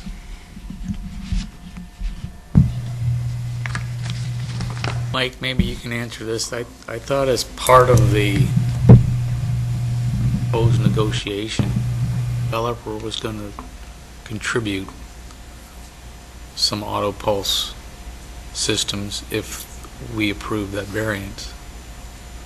If we approve the what? The variance. Oh, that was the original proposal. The council member turned that down because of the, I think, the ethical question of that. I guess, so that's no longer on the table. No, and we've appealed it to, our city attorney appealed it to the department. Then the department, essentially the division administrator. Yeah, division administrator. So it's appealed to, I thought the secretary, but is it division administrator? I think so. Yeah. Make a long story short, the interpretation by the state, and believe me, our city attorney, Matt Fleming, who's handled this, we're all shaking our heads, can't understand it, but they took the action by the city council to read that they had no opinion on the matter and were in concurrence with what the request from the developer was and granted the variance. So now we're trying to now we're trying to essentially get them to reverse that. And there's a lot more to the story, but that in a nutshell is what it's about. We are trying to get them to reverse that? Yes, we're trying to get the state of Wisconsin to reverse their granting of the variance. So whatever opportunity we had in the eyes of the state. So we denied them, so what skin have we got? That's another discussion probably outside of here, but right now it's still appealing for a sense of reason from the state of Wisconsin, which so far could go anyway. I don't know if that's a fair assessment in your view. From what I heard from the city attorney, that's what it sounded like, that we've appealed. He expected it'd probably be 30 days until we hear, so we're probably coming up on that in a couple weeks. And yeah, it could go either way, was my sense. I mean, again, what they originally asked for is, they came to me asking me to sign off on, this variance, and obviously there was huge problems with it. Came and said, hey, we really believe you ought to be in compliance, but we would consider the other plan with the auto pulse units. And of course, it came to the, city council here, but essentially where it's at right now, if that variance that was granted continues, they'll be able to go ahead with that building with an undersized elevator and nothing else. And it's the worst situation you can imagine. So that's the disappointing Can part the where it's at. state force you to issue an occupancy permit?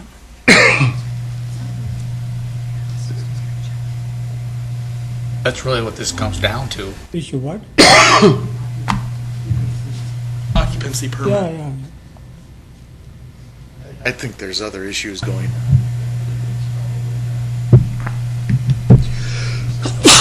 discussion. Yeah, it's complicated. That's just There's more going. 10,000 foot view, so. Bless you.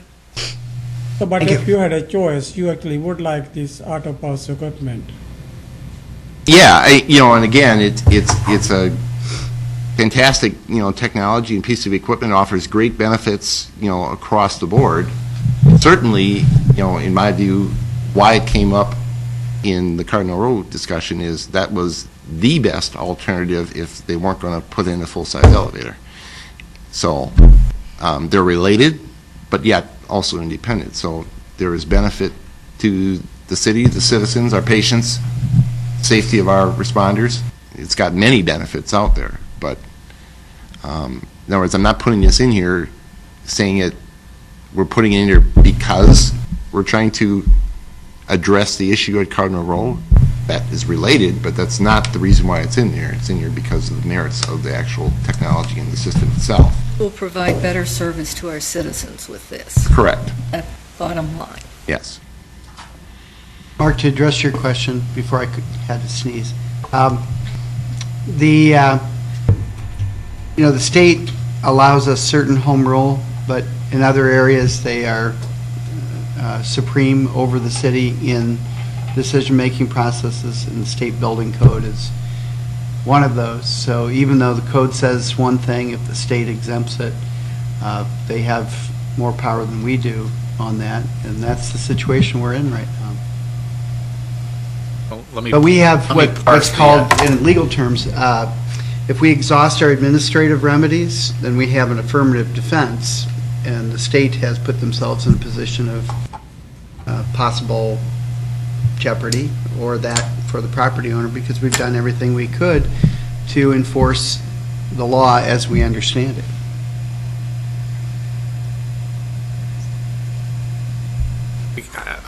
I'll have a discussion with you later. I had some other issues, questions I would like to ask. I have a question.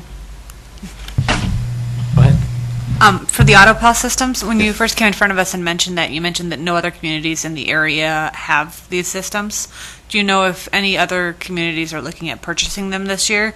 Would that be something we could do a group purchase at? Yeah, actually there are many systems in Dane County. In fact, Howard had sent me a request, I don't know, after one of our council meetings in the past.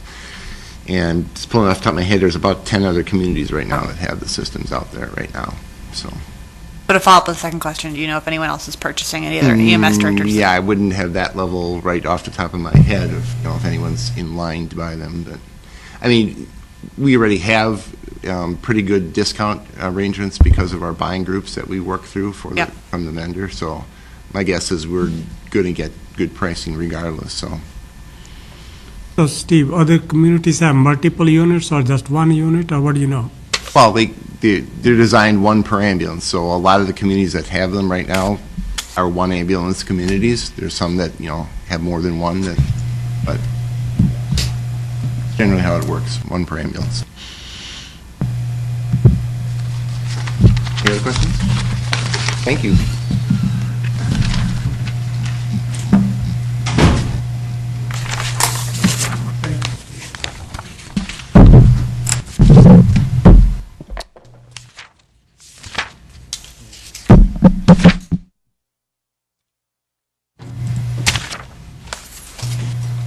Just going to start with Conservancy, Bill, if that's all right with you.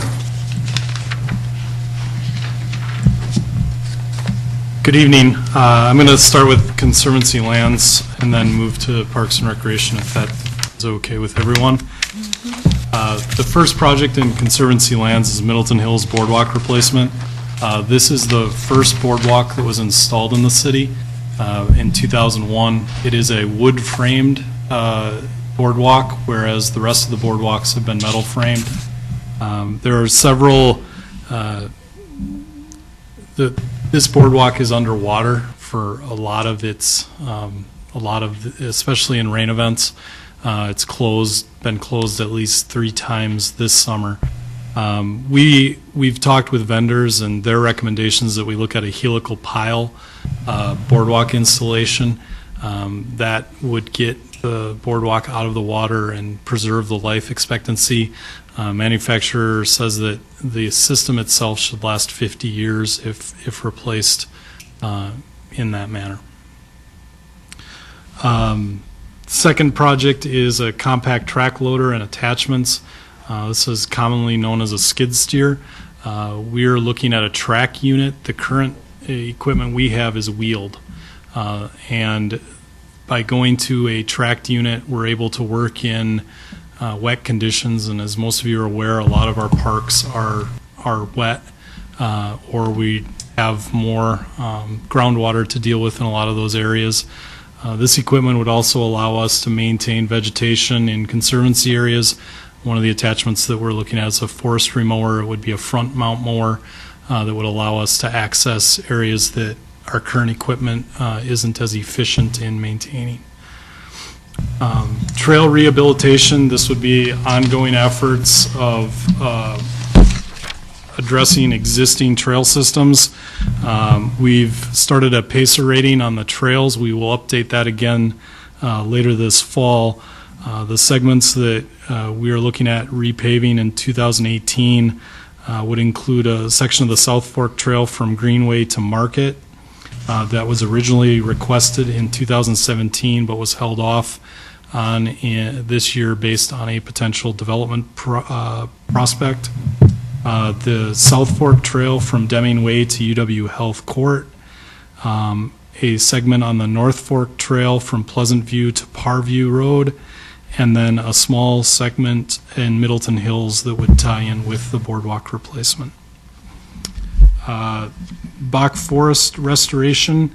This is an ongoing restoration effort that is annually matched with a $15,000 grant from the Bach Community Foundation. Mark can elaborate further on the work that happens as a result of those restoration efforts. The next area is Middleton Hills restoration, similarly ongoing restoration efforts, part of a multi-year plan for restoration of conservancy areas within Middleton Hills.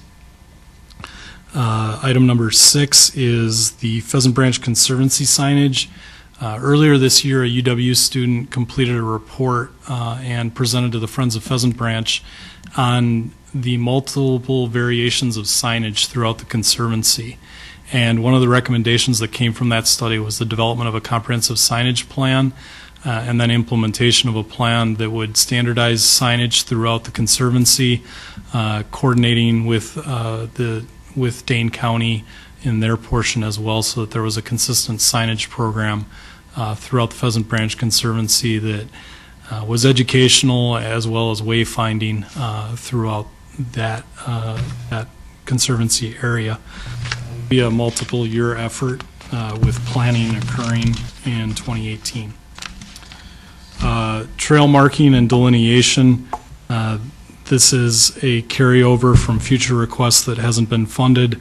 A lot of signage and installation of bollards, 7 in the South Fork Trail and 3 at the north and south entries to Graver Pond, as well as some gate replacement. And then I think that is all that is in 2018. The rest are future year projects.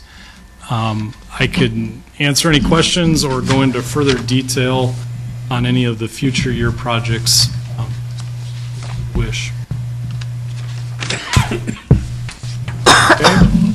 Move on to the Parks and Recreation Forestry projects. The first one is ADA and playground equipment upgrades.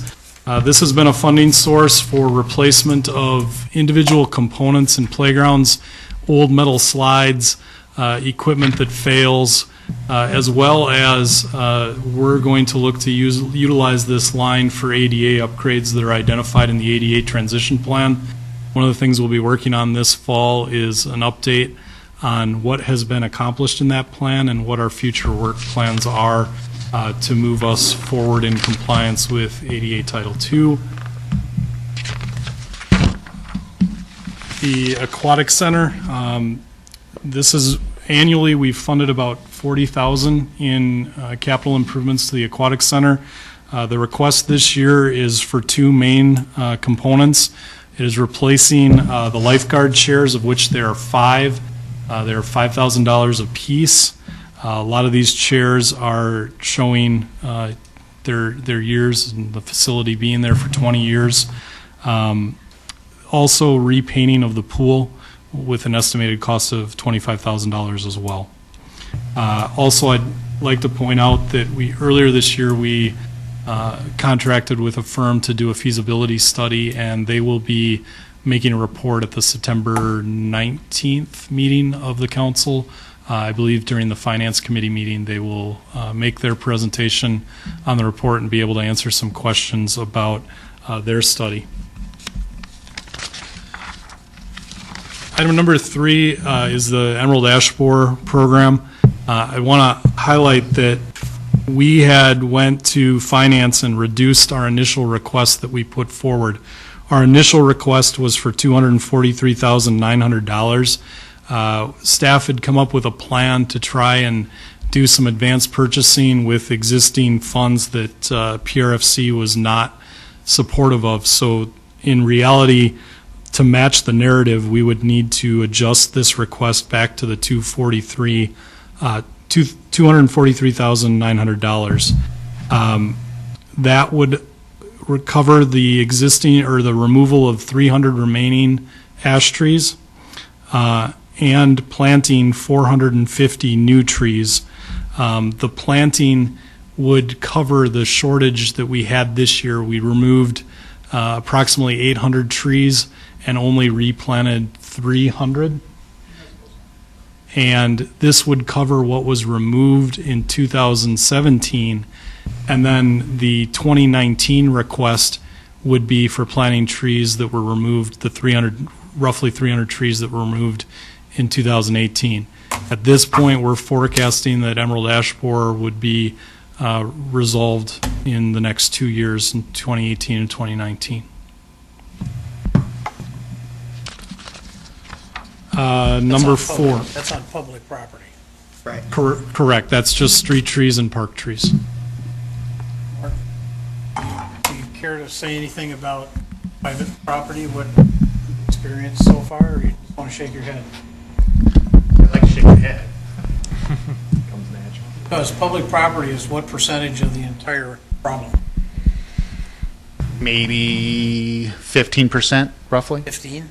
I wouldn't gather more than that. 85% of the problem still lies out there with the public. Exactly. But what are you driving at? Not driving anywhere, I just asked a question. Okay. Because I'm looking at, size of the problem. Yes. I would say, we, just to further refine it, we removed about 700 ash trees this year. We sent letters out to residents containing probably the same number of private property trees, telling them that they had to take that down this year. We had, upon follow-up, probably about a 60% rate of compliance that people actually called and told us about. So then that remaining 40%, those trees are still up. We don't know if they're all being treated because a fair number of residents are treating their private property ash trees. At the same time, I cannot fathom even a guess as to how many ash trees are on private property, just because we have no idea, we have no inventory, no type of census on what kind of ash tree population is on private property. I would say that one of the things that I would really like to do after 19, once I'm done and out of EAB, besides do a happy dance, would be to start a program of trying to provide trees to residents at some kind of subsidized rate for private property reforestation efforts to get more diversity back out there and just to get trees planted back on private property. Cambridge has been doing a pretty good program with this. So that essentially what they do is they have their list of 20 different kinds of trees, the cheapest being your red maple that everybody wants, but I don't want that because we have too many of them now. So they flip the price structure. So the cheapest tree now becomes the most expensive tree becomes the cheapest, which is a ginkgo, because those are underpopulated in the urban forest. And so it kind of drives people into the lesser planted trees to get that diversity out there. If there's 85% of the, potentially 85% of the ash trees that are on private property, which, other than you trying to get them off of there, how long typically does it take a tree to completely dry out so that there's this skeleton laying up there in the air? From what I'm seeing out there right now, we've got some trees on the south half of town over on Hubbard that are about 85% gone, and those homeowners have been squawking at me pretty hard to get the trees down because they've been dropping branches pretty quick. So the tree isn't even 100% dead yet. That's on and it's private property? No, street trees. Oh, street trees? Yeah. Mm-hmm. So at what point in time do you start really trying to work with people really hard to suggest that, you know, these trees are going to die? There's no doubt about it, they're going to die. And they become a fire hazard.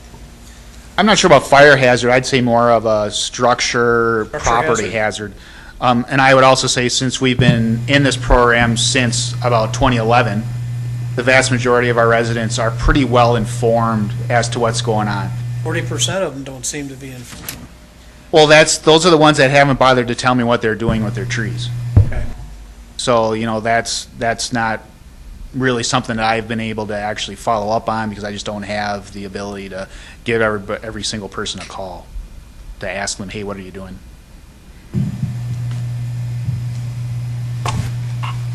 Okay. Hey, Mark. Yes. I know that you're treating 4 of our trees here in Middleton. Is that going to be included in this budget going forward? No, because that's operating. Okay, thank you.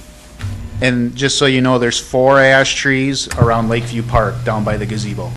Those are the only 4, and those mainly are because they're the nicest 4 trees that we've got right down there by that. Are you treating them? Yeah. Mm-hmm. Those are the only 4.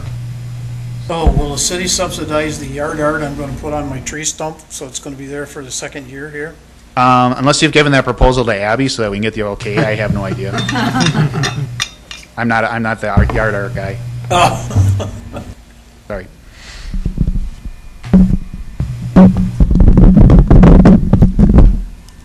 The next item is tennis court replacement and maintenance. We had a study done earlier this year that laid out a number of capital needs for tennis courts.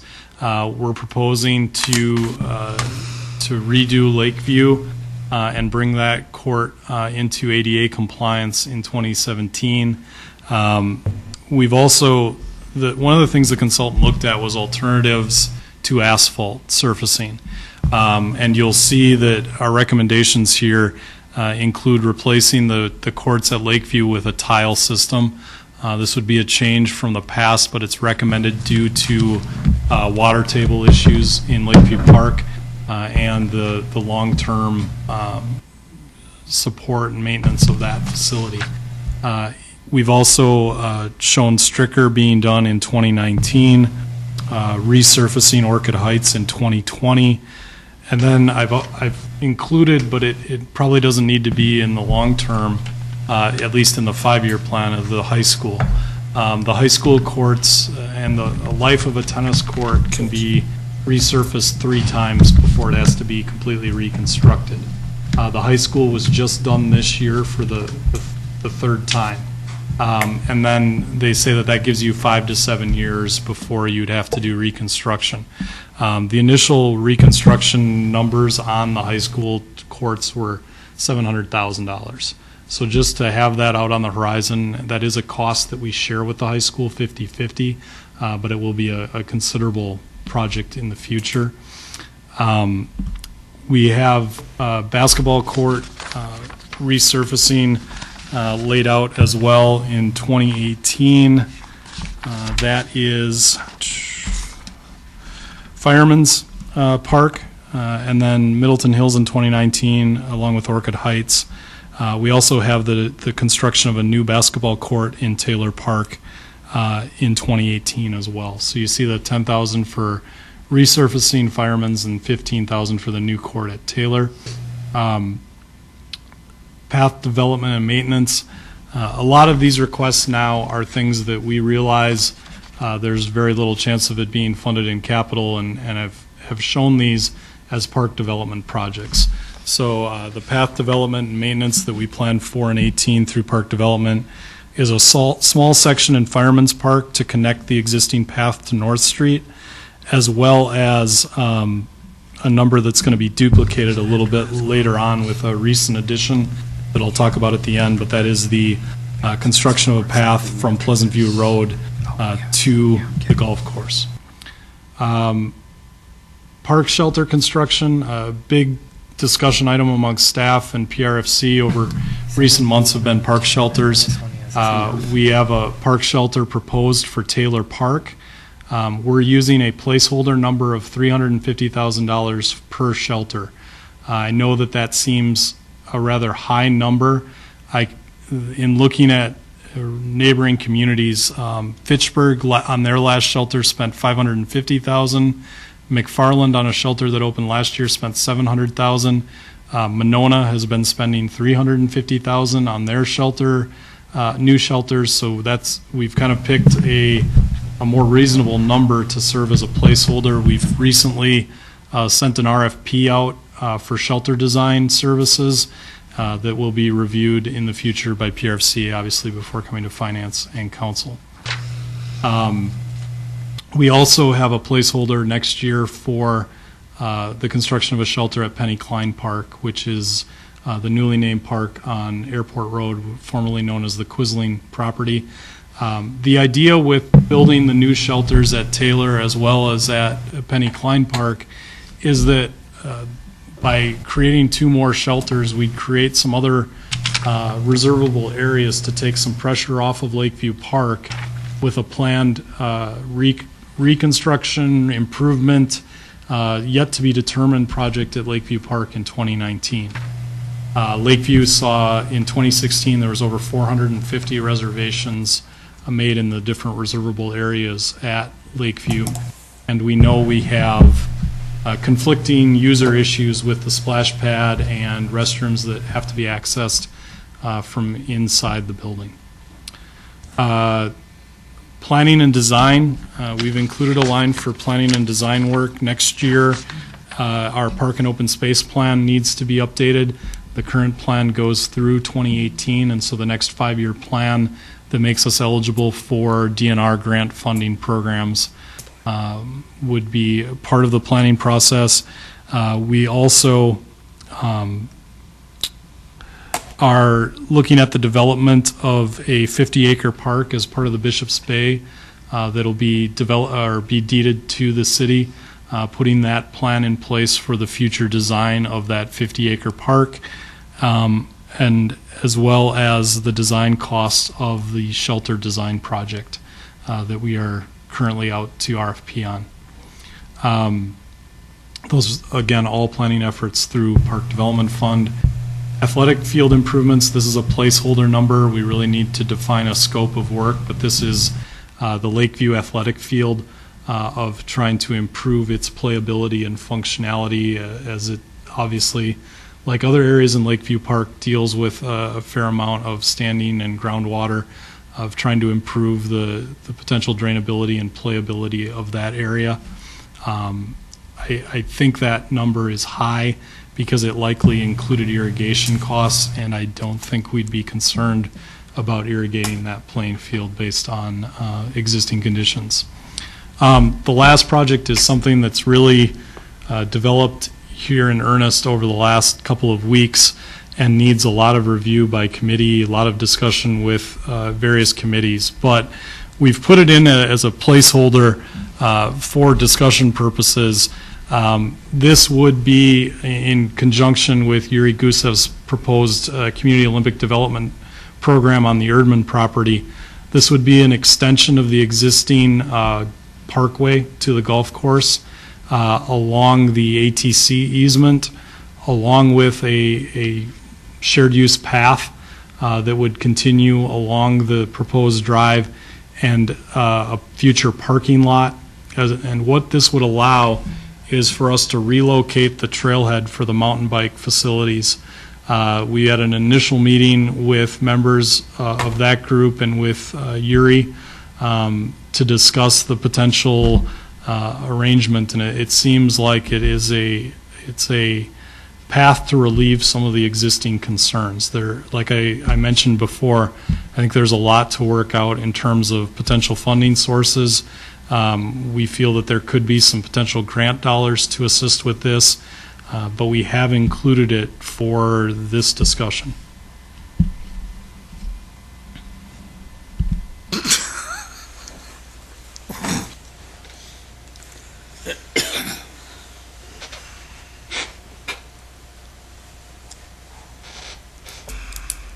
Given the contentiousness of anything having to do with the golf course, I'm going to ask why Jeremy has not been involved in these initial discussions. I think he wasn't able to attend the meeting that we had last week. I know I invited him. Or what do you? Meeting with Dan Erdman and Yuri Gusev. I met with Yuri after. Right. You weren't able to come to our meeting, and so he scheduled a separate meeting. Yep. Yep. And Yuri and I talked about the potential satellite parking lot off of Schwartz Road. Initial concept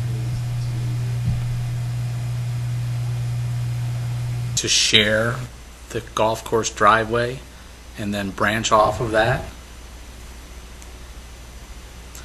And have you guys talked about some type of subsidy to the golf course for additional use of that drive? Well, the drive's already used by Driveway is already users, used right? by the golf course patron. Right. So any incremental use is going to add wear and tear. Right? So again, we keep coming back to this discussion about an asset that is essentially controlled or should be controlled by one department or legal entity or fund in this case. And it seems that another department wants to co-opt that use. And we keep coming back to the same issue. It's been with water resources and conservancy lands, and now it's with golf and PRFC. And it's more contentious with golf and PRFC. So I'm wondering, at what point are you guys going to figure out that nothing is for free?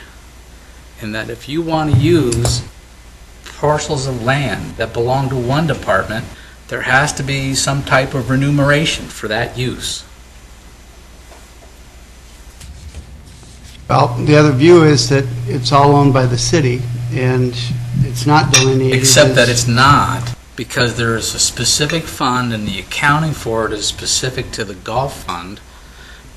PRFC has never, ever contributed $1 to use of that land up there.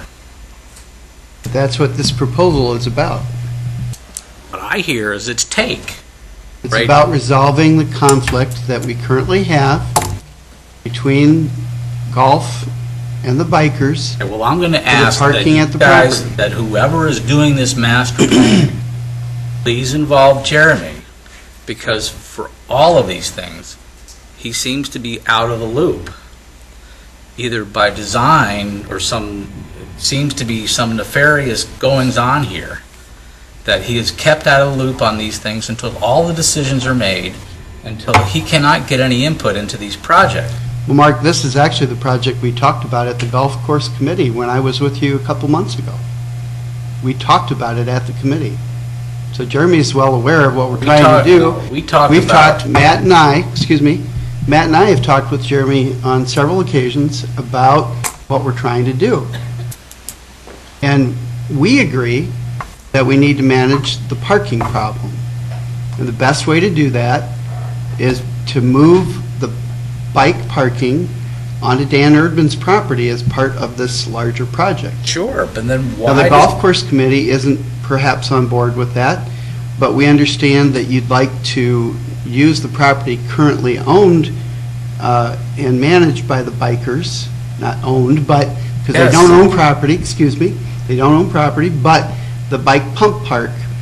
And we're trying to resolve that situation through this project. And So we've I- talked about that at the golf course I committee. disagree with this premise that the bike park group manages that property. Again, PRFC and the bikers, or whoever you want to maintain, have not spent the first dime for acquisition of that land. They don't have to, it's owned by the city. It's always been owned by the city. What you're talking about is an accounting Yeah, of Sure. the use of the land. okay, so where's the money for the use of that property? It's the 1.2 million that the council's already But we've never had, pledged toward that. never had a discussion. Since you're going to bring it up, what that tells everybody here is that the city wants to spend $2.5 million for a bike park. I don't know how you count that. There's $1.1 million in principal, and there's $1.1 million in interest, and now you're going to spend another $300,000 or $400,000 for this access. It's for public access, aside from, $2.5 million for a bike trail. well, you're not counting the acquisition of the property initially, but Yes. the initial property was over $7 million. And we're talking about spinning off $2.5 million, $2.2 million in appeasement for bikes using that back section of the property. Well, the council's original intent in purchasing the golf property was that it's not going to be just for golf. Except that the council agreed to, number one, expand the golf course by putting an additional 9 holes out there, by expanding the clubhouse or redoing the clubhouse, and then thirdly, by moving the management of the golf course away from PRFC and into an advisory committee. And all along, PRFC has tried to co-opt use of that property when the only organization defined by ordinance has been the advisory committee to recommend to council on what should be done with that property out there. And that's not true.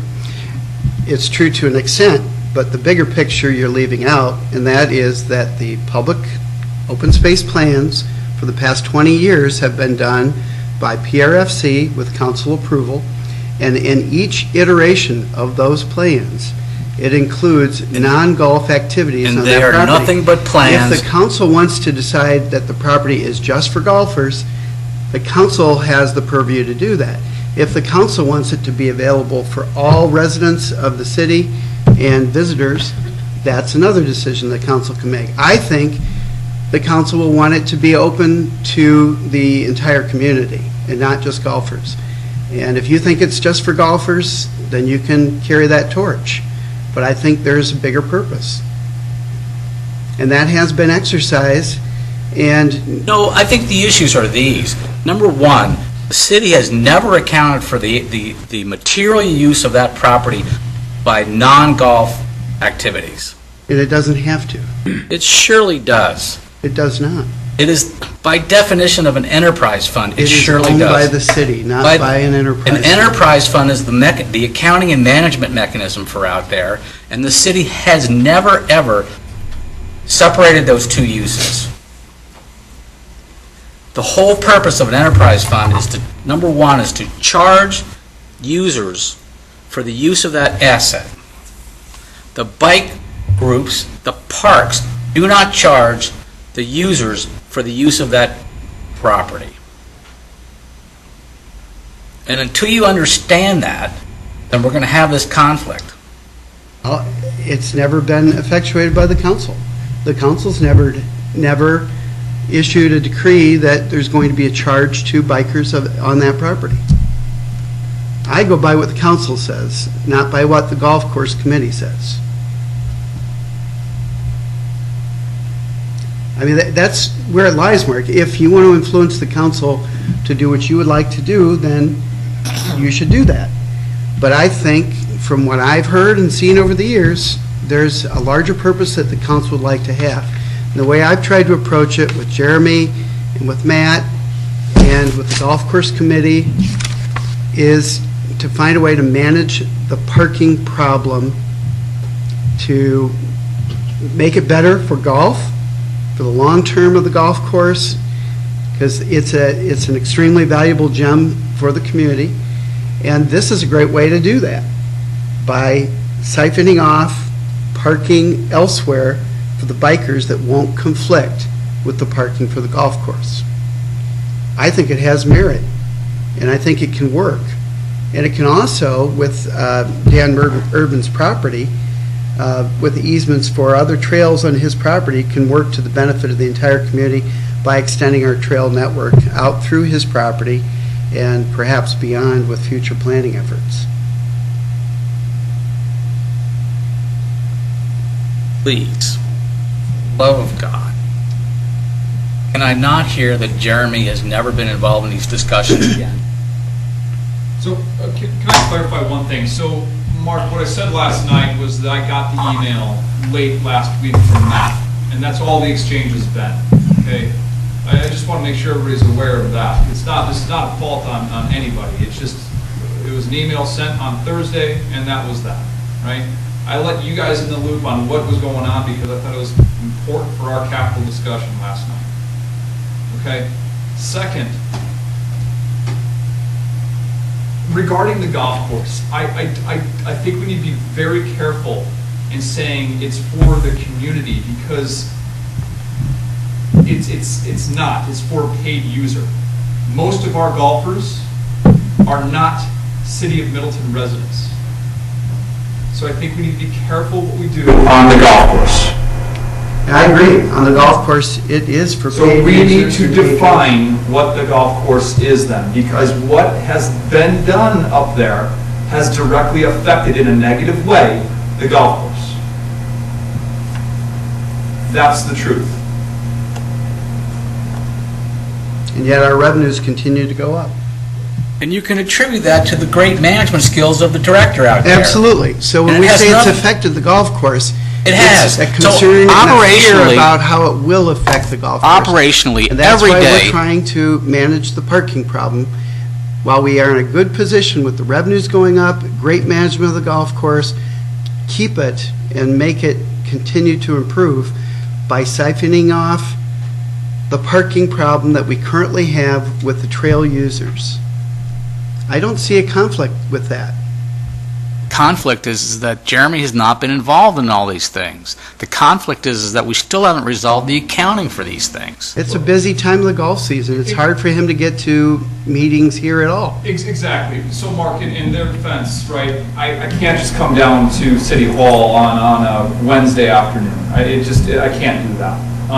So they have. So if he's the principal in this, maybe the city can make some arrangements so that he is available, or to rearrange the schedule so that he is available and is available to give the input. Because all along, the golf course has been essentially shut out of all these discussions from a historical perspective. Well, when Matt and I have talked to Jeremy, I haven't sensed that he has a problem with this approach of siphoning off the parking, and that he actually likes it. And when you've talked about it at the golf course committee, that comes out. At the risk of getting my head bit off, I have a question. Do we have written down somewhere what the Golf Enterprise Fund's purpose is, if it's for the golf course or if it's for the designated land purchased for golf and recreation? Let me read from the ordinance. This is section 215. Talk about the other 10 rather than the 11th one for Parks and Rec, since this I don't one think is there's deemed a discussion. capital item? This is about the Golf Advisory Committee. The committee shall advise the city administrator and the common council with regard to planning, development, and operation of the golf course within budgetary guidelines and legal requirements. There is no other committee that is given the direct authority to advise the council. It is the Golf Course Advisory Committee is the only one that is empowered to do that. Any other committee that seeks to give input to the council is usurping the authority of the Golf Course Committee.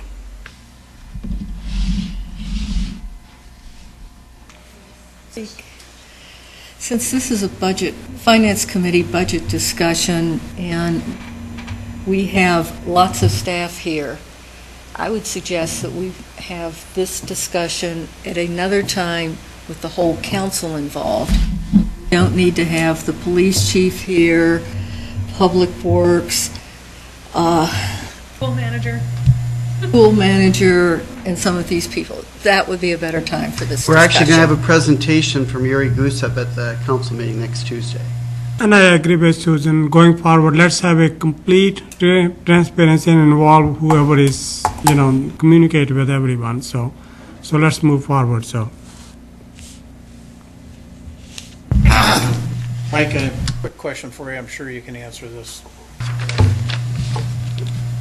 I hear rumblings from time to time over the last months and time that there's a group of people that are looking to use Dan Erdman's property and possibly other properties out there for a particular purpose. And is there in those discussions, is the city involved in those discussions? And is there an intent to have involvement on the city's behalf, even though that's a town? Howard, the only purpose that I've heard is this Community Olympic Development Program that Yuri Gusev is proposing. Dan himself has talked about an organic farming operation on the property, and that's why he calls it Ballenbeck Farms. But as for other uses, including recreational uses, I don't know of anything specific to Dan Erdman's property. I mean, is there any plans or discussion about co-opting with the city for anything out there? I'm just curious, because what happens sometimes with these things is they get a long ways down the planning process before the people that need to know about what's happening. Well, we've been involved every step of the way with Yuri Gusev's proposal. Okay. And that's good. What about the 8 of us sitting around the table? no, the city council approved that grant. Well, that urban greenway plan has gone to all the committees, including the golf committee. Excuse me, Mr. Mayor, the plan has not been approved. No. The golf committee has asked that we not take it forward until it's resolved to their satisfaction. Okay.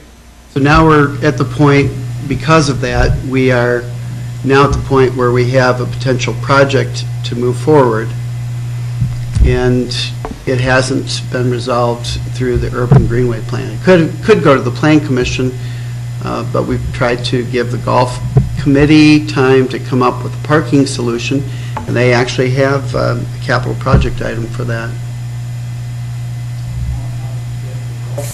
in the golf budget. There is no golf proposal. No, it's going to be in the operating budget discussion. Oh, okay.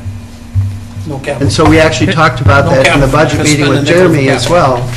We talked about this issue. We're going to spend a nickel. Just to be clear, there is a capital plan for golf as well as for fire department. We didn't schedule a time for them tonight because it doesn't have any general capital dollars, and just because of timing, we knew we couldn't fit everything in one night. I understand. If it doesn't have any expenditure along with it, there's no reason to put it on here. It does have expenditures, there's different funds, and I'm hearing two different things. It is part of the capital improvement plan. It doesn't have any recommended general capital borrowing. So what we were suggesting, just looking at scheduling of meeting, is that we would do the golf operating and capital at the September meeting, along with fire operating and capital at the September meeting. But if you look at the list of the projects, there is a section for golf, and their capital projects are listed there.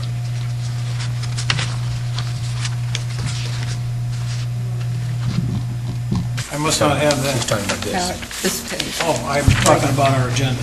That's what I was going from.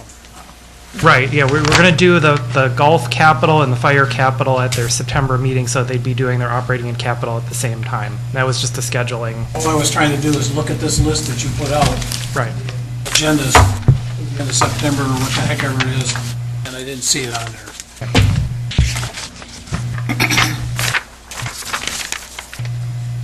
I agree with Susan, although I think that it would behoove all of these warring factions to get together to get this problem worked out. If you'd like, I can. We've tried. I can loan you my To basement. be very and some forthright boxing about gloves. this, we brought together PRFC leadership and golf leadership. PRFC proposed a dollar figure to try to fix the problem to golf satisfaction. Jeremy was advocating for that fix with some minor revisions, but the golf course committee rejected it. Okay, so now you've got a problem between the golf course committee and the proposal. So, in your role as mediator, you ought to be able to work that out, I would think. We send you off to do labor negotiations, you ought to be able to do this. Because this is not the first time it's come up. The last time I heard my esteemed colleague here get up on his soapbox, it was over the same thing, I think, wasn't it? Sure was. And the time before. And that's been months, so it's going to start to affect other projects. Right, so we're talking about a fix that wouldn't cost the golf course committee and the golf course fund any money to try to solve the problem, the parking problem. So I think we're at the point where we have to bring it to the council for resolution. Okay, go for it. Usually try to give these types of situations to the various committees and commissions that have this kind of a loggerhead time to work the thing out, because sometimes you go to the council, you might not get the answer you want. Right. I think it's quite clear from the ordinance that the Golf Course Advisory Committee has the preeminent role of deciding, of solely advising council on what takes place out there. That's what the ordinance was designed to do, and somehow it's been co-opted along the way. But there is no other committee that has been given the direct authority to advise council on the golf course operation, which includes the entire acquired property. And that's the thing that's irritating, that people are making decisions, other departments are making decisions when it is clear by ordinance that the advisory committee has the only role of advising the council. Well, let's take it to the council.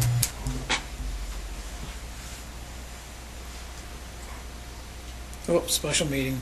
Well, no, I think we need to Do you have put, anything else for capital? Because we have a capper submission that's due by midnight, so. You would like to leave. Yeah, we've got hours of work ahead of us, so yeah. Please, go ahead. How many of you got bedtime problems? Besides me. We have a capper submission that we have to You have a have what? by midnight. CAPRA certification. Our certifications They're are all due working. by midnight. They need to go work. Go work. Listen to the city. Are we done? Yes. Do we have We're done with questions yours. on the Yeah, pool you or may go. anything else? Any questions on the guard stands for the pool? That's the only reason. No. No. Okay, good. Go, please. Thank you. I thought you just wanted to see the show. Fireworks? There's nothing on TV We're tonight. watching the show, but I mean. What are you watching back there? Thank you.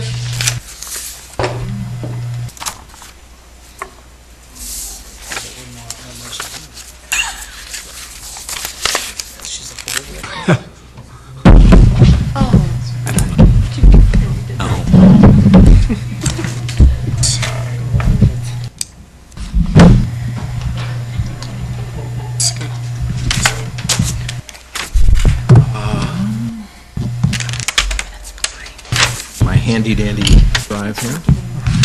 Little, wouldn't that be nice? Sean, Yes. can you start with the water utility? I was just going to suggest, and unfortunately, I heard at the last minute, Dave Sarbacher's not able to join us tonight. Imagine that.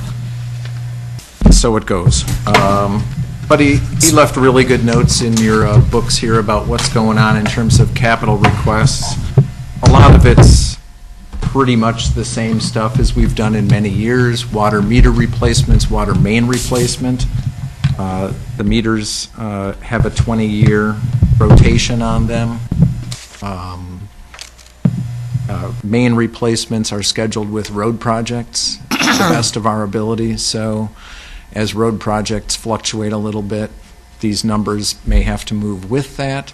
But when we're digging up a road is the best time to replace main that is either cast iron and in need of replacement with ductile iron, or that has shown through maintenance repair history that it's just time to go. So he's got some segments figured out over the next several years based on our roads 5-year plan. Truck, trailer, and other truck replacements are all per our vehicle replacement schedule. It's just they're not in the capital fund, they're in the utility fund, so they're listed separately here. And then the roof repair actually is funded in 17, but in looking into it, the consultant determined that there are some other issues that really need to be resolved. So this isn't a tear off and just put on a new membrane kind of problem that they're looking at. I don't know the specifics of it, unfortunately. So what he's telling me is it's going to need more engineering and a higher price tag when we're all said and done.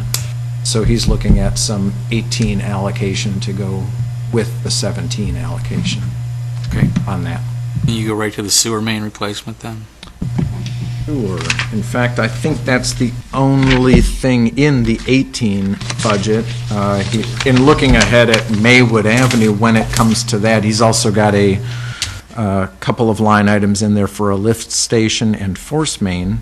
That's going to go with Maywood Avenue over by Allen Boulevard. There's a little lift station, but the rest of it's just sewer main that again goes with road projects. So the $10,000 question is you have 192.5 for sewer and 520 for water. Mm-hmm. Are all of these dollars factored into your rates? There's a capital spending component of your rate structure. Right. I think that it is. Melissa would know a lot more than me about that. So talking with Dave, the rate structure for the Public Service Commission or the PSC looks backwards. So the purchases that occur in 18 will be factored into future rates. What we had developed, Dave and I met a couple of years ago when I had first started to look at an appropriate rate schedule for review of the rates. What we were looking at is after the city completes a full rate case, the last rate case that we completed was in 2015. We'd then have a 5-year window to do a simplified rate case. So each of those 5 years, we're looking at simplified to see if we qualify. This most recent year, a couple of months ago, we went through the exercise of completing the simplified rate case just internally, and we do not qualify for it this year. We got that finding back from the PSC. So what we'd be looking for is the next couple of years, as we can still qualify for simplified, building in these capital purchases and seeing if we can qualify for simplified, or seeing if one of these purchases puts us over the threshold to do a full rate case, then we would stay on that schedule. I think one of the things from learning the history of this as I started with the city is that we had a pretty significant gap between rate cases, and that's what resulted in a pretty significant increase. So what we wanted to do is keep up with this so that we're looking at it every single year. Unfortunately, the PSC does not allow us to look forward. So communities that have made the determination that a rate case or a water utility or sewer utility would like to cash finance any items, you can't project out those items. All you can do is look backwards and see what have you spent and what is your return. So we've developed that, look back that will keep us looking at it every single year, so that we can determine when is the most logical time frame for us to do those rate cases. And so the alternative to that is to be able to depend on fund balance Correct. to cash these out. Correct. So is that the plan then? That would be the plan. That You have appropriate fund balance for we these? do, yes. Speaking of water, side note, has anybody been out to Old Sauk Road and taken a look at Madison's new water tower? Not me. Drive out there and look at it. It's like a farm silo. Should be out of place here. Just, nope, it looks just like a silo. Look at that and you go, huh? And then it looks like a silo. A block silo. So it's not a big blue balloon in No, the it's not a sky. big blue balloon, it's not a monopole, it's nothing. It looks like a silo sitting on top of a hill. So is there an operational difference or why? I don't know if it's in operation now, but that's what it looks like.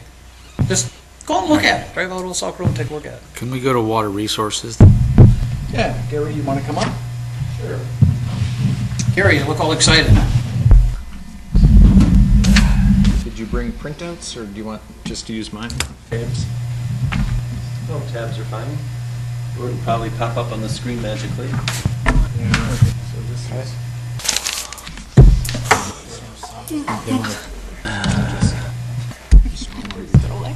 All right. So,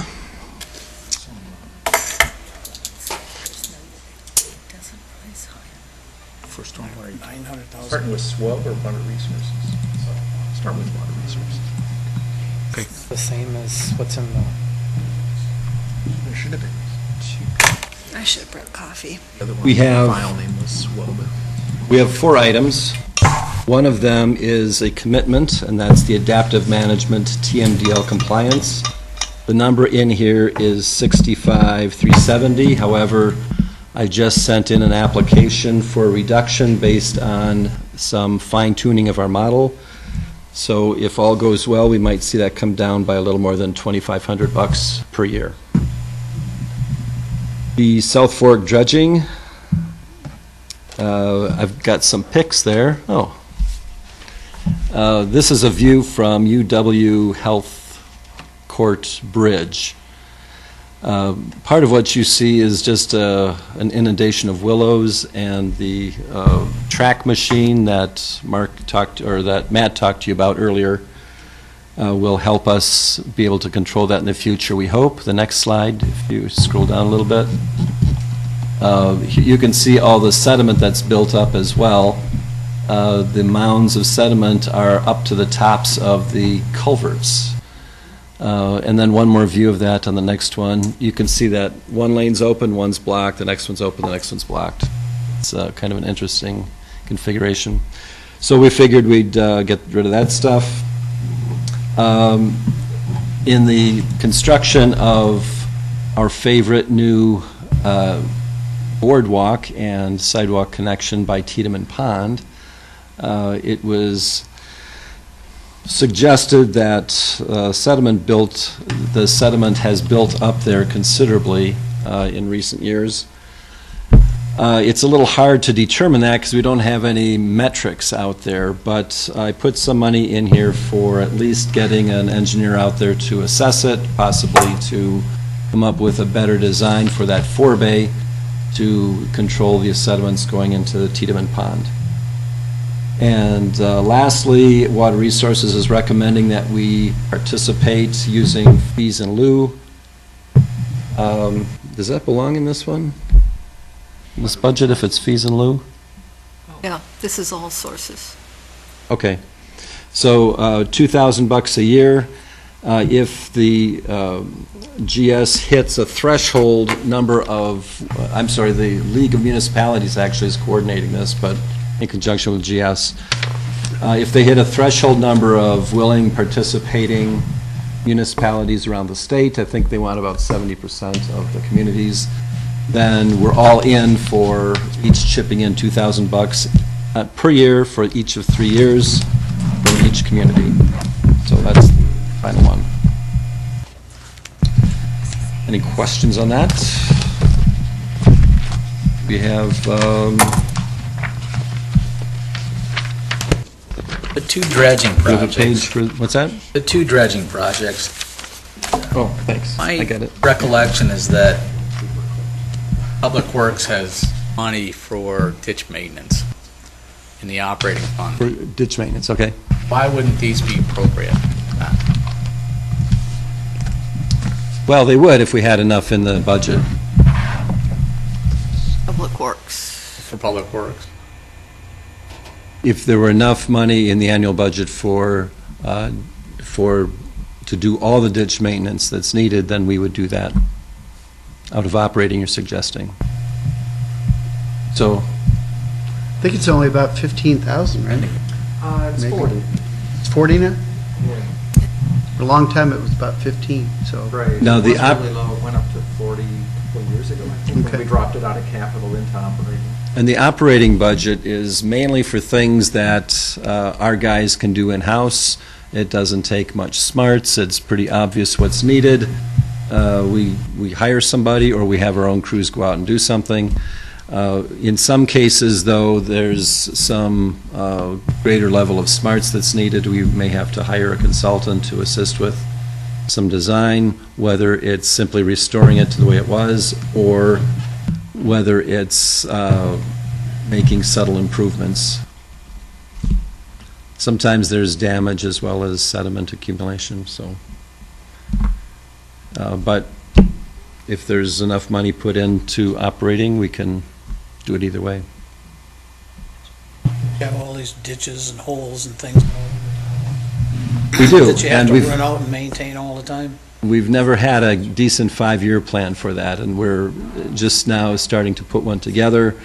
And it's a little bit dart throwy at the start, because we have to figure out, how do you know when you fix a ditch, how long it's going to be till it needs work again? With streets, we have lots of experience with the cyclical nature of it. With ditches, it's so dependent on weather that it's harder to guess. Throw it against the wall and see if it sticks, Or the riverbank, yep. or whatever. Any other questions? No. Okay.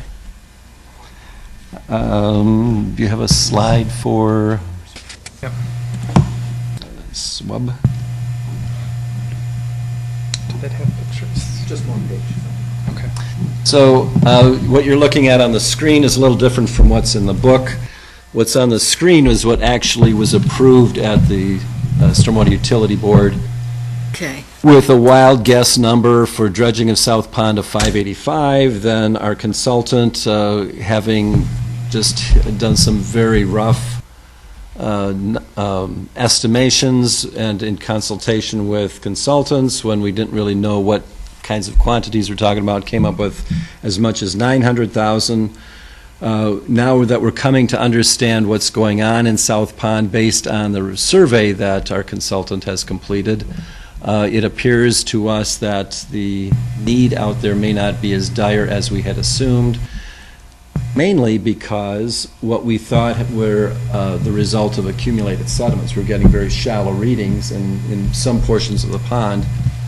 In going back and comparing that to the design, it was shallow all along from the start. So instead of what we thought probably was a 5-foot depth that had come up to only a 1.5 depth, it actually started out as a foot deep, and now it's maybe 9 inches deep. So I think what we might want to do is get some expertise from habitat people who can tell us whether it's worth even disturbing what was designed to be what they call a deep marsh.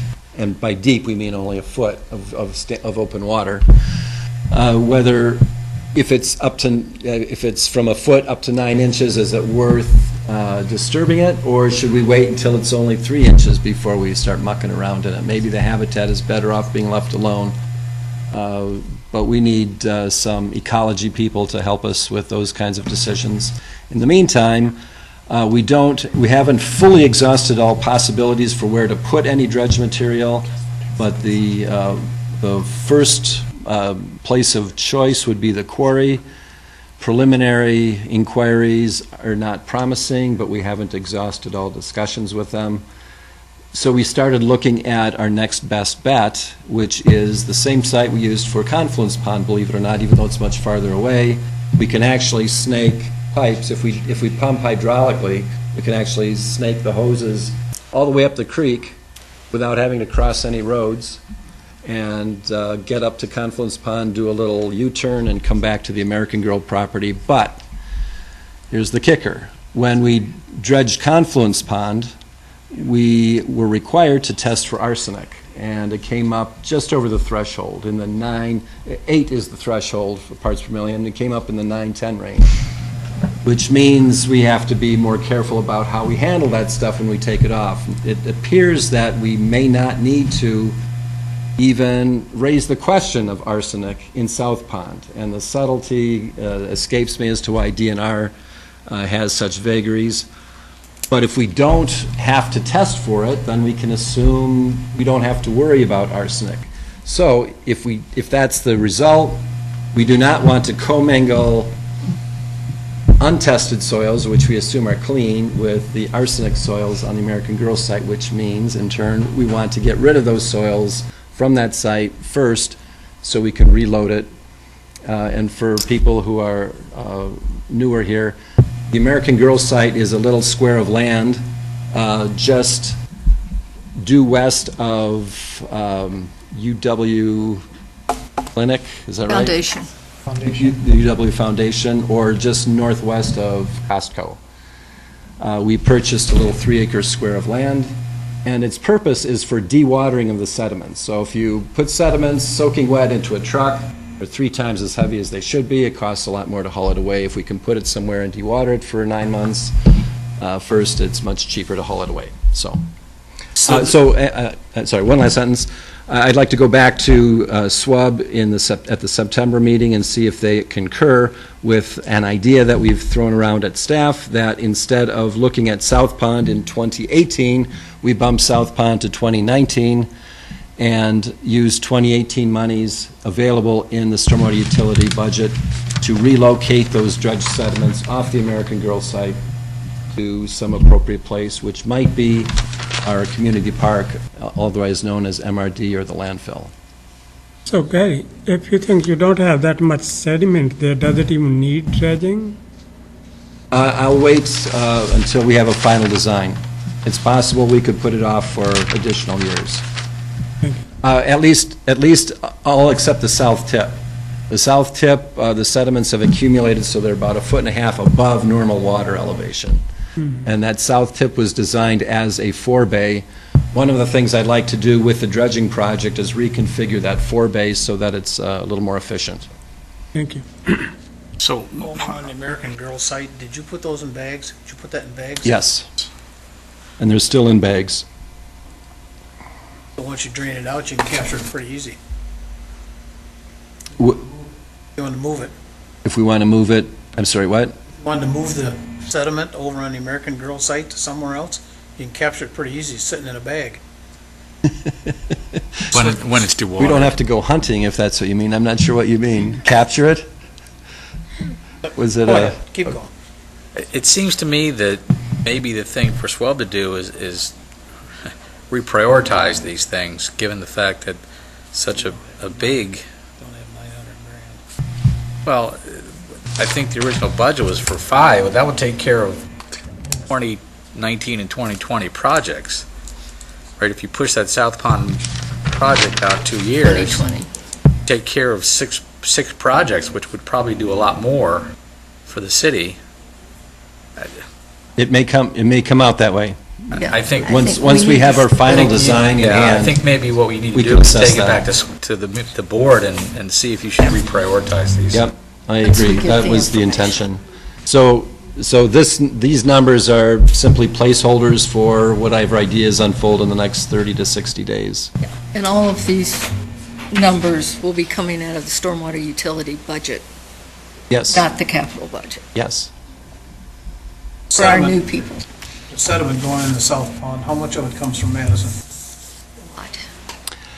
Well, there's another very interesting subject. I had started a conversation with Greg Fries over at Madison about a year ago. If Madison signs an IGA with the city of Middleton, an intergovernmental agreement, to cost share this, Madison benefits because now they can include any trapping that occurs in our ponds from their flow. Right now, it might be trapped, but we don't get credit for it because we can only get credit for what is generated from Middleton lands. Madison can't get credit for it because they don't have an agreement for appropriate maintenance with the city of Middleton. If we do get an agreement, then we get another funding source. Because looking at it, Middleton, I'm trying to think, I'm walking back up the stream all the way up to the Beltline. I don't see a lot of construction or anything that's going on in Middleton that would contribute to it. Well, you're right. There's active construction sites are far and away the big generators of sediments. But there is bank erosion as well that is ongoing. And there's small amounts of sediment naturally. But significant contributor that's going in. Most of it's stabilized now. But there's that new parking area by Raven that they're talking about, so there's little bits here and there.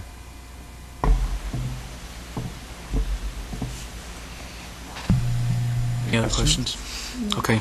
Okay, thanks.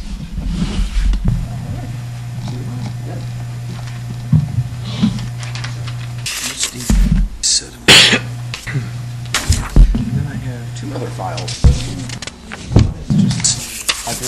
Still building. And we already got to dredge the pond. On road. Want to refer to those, otherwise I'll just have the list up.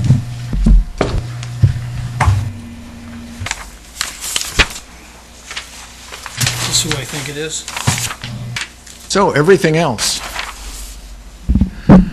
Everything else is small potatoes compared to you. Yeah, nickels, dimes. We used the 5-year map that was approved in May for our street improvement program to put together our capital budget, which we do every year, and then we modify it every year.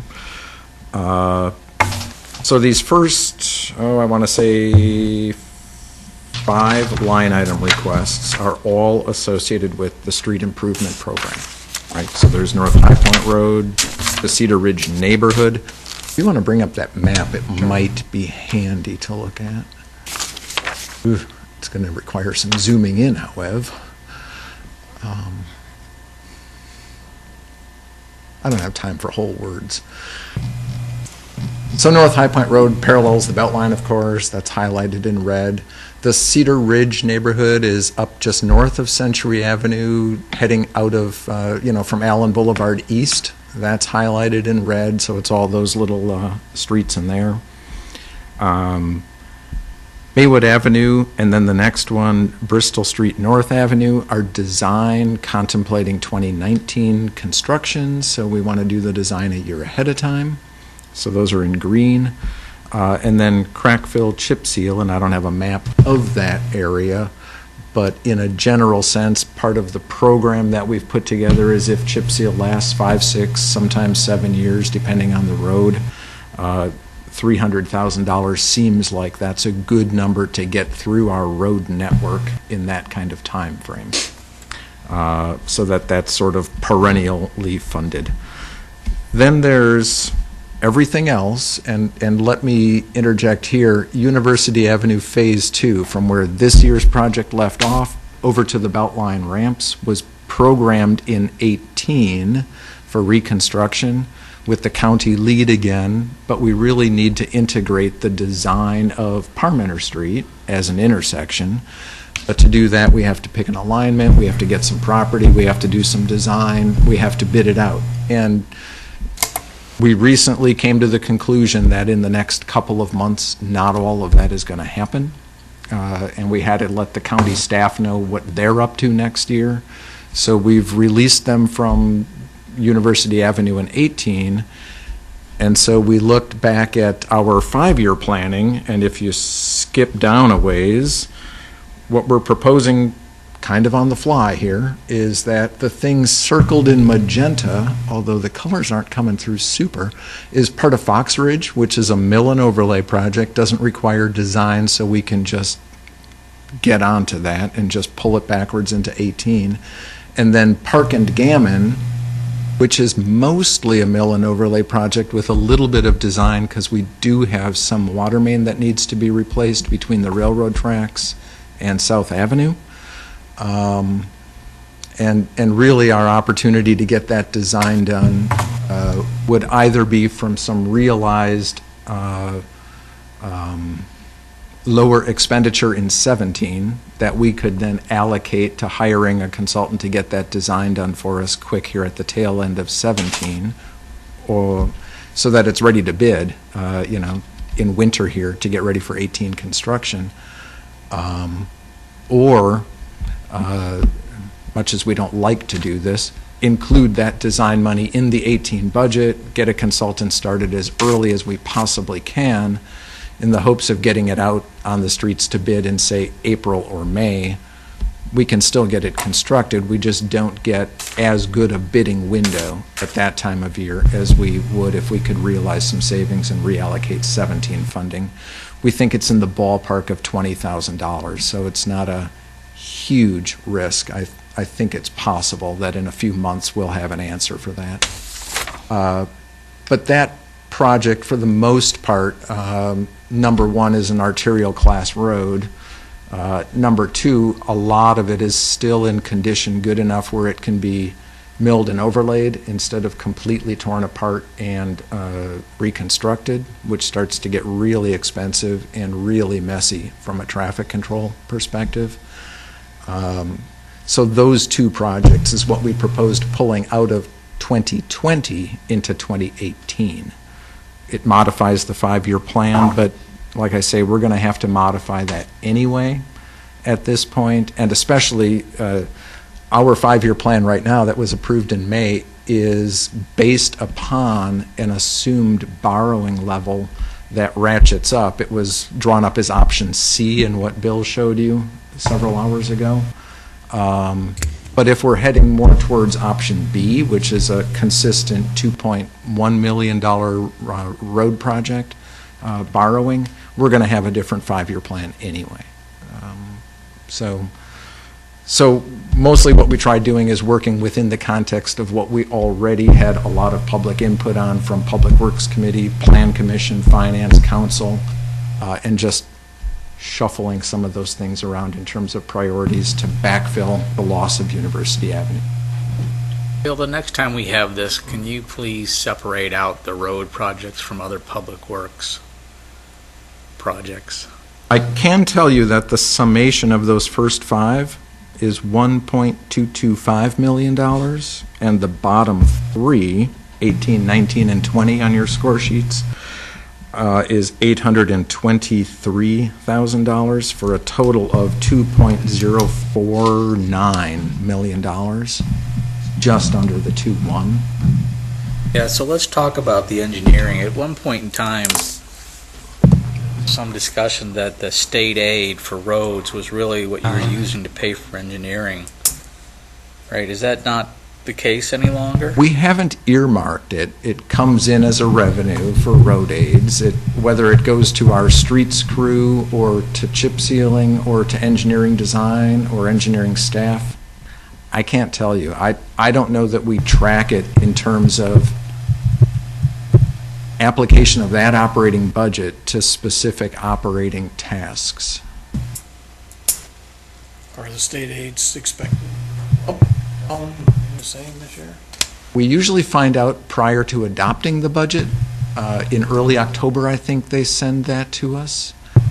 I haven't heard rumblings as to whether that trend is intended to go up or down.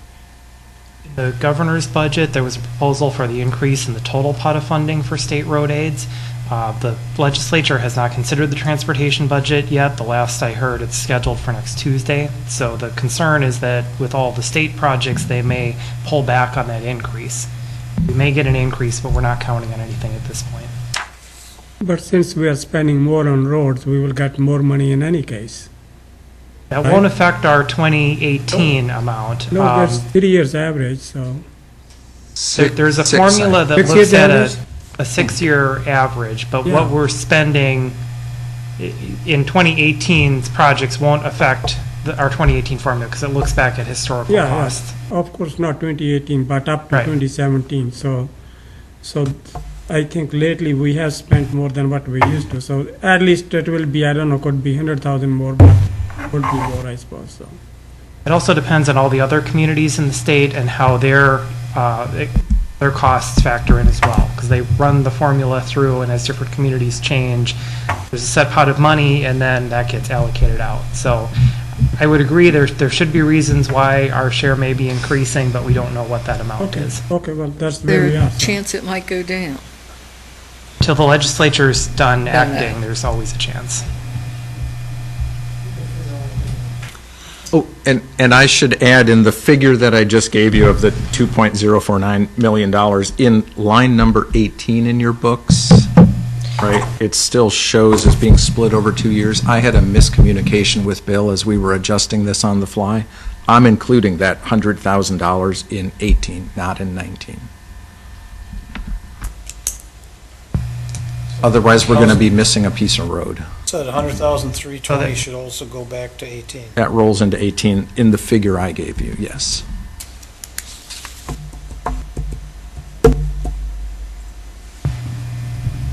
And if I had had a little bit more lead time, I would have reprioritized these roads to be with the other road projects, but, these were originally intended to be in different years entirely. So Sean, if you had, like Public Works Committee, we did talk about spending $2.65 million. So you also remember that when you put a 5-year plan that you came up with, Sean, and you came up with that on the average, we should be, to take care of our backlog, spend on the average about 2.65. Considering we have 72 miles of roads, and so if you had another $500,000, so where would you would have the roads where, high priority roads where you could spend? Well, and I want to clarify, we came up with 5 different kinds of options for maintenance activities over the lifespan of an assumed lifespan of 40 years for a road. Some will last longer, some will not last that long, but we just had to come up with some numbers. So we made some simplifying assumptions and said to take care of a network of 72 road miles within 5 different kinds of options, and we can spend less, but roads will be in poorer quality near the end of their life. We could spend more, and roads would be in better quality through their whole life. And one of the options that was favored by Public Works Committee at the time was, let's spend $2.6 million. Yeah. With some other input from other committees, there was an idea, well, why don't we try to incrementally increase it from $1.2 million this year to working toward a goal of $2.6 million. There was a different idea, the one that I think we sort of coalesced upon, which is let's try to flatten our borrowing over the years and dedicate $2.1 million of 3.5 toward roads. I don't know that I understand that there's been acceptance of that proposal yet, but so when we sat down and tried readjusting 2018's proposal on the fly, 2.1 is the number that I used. So could you also come up with a plan if you were spending 2.6? I could come up with different plans as directed.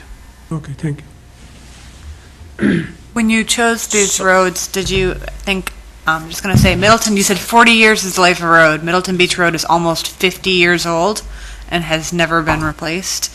I mean, when you're looking at priority level and a road is dead at 40 years, how does that fit in your formula? We didn't try to pull in roads back into 18 that would require extensive design because of timing. It would just crush us to try to design something and bid it and build it all in the same year. We used to do that many years ago, and after enough failures, we learned to try to design things the year before they're going to be built. Howard?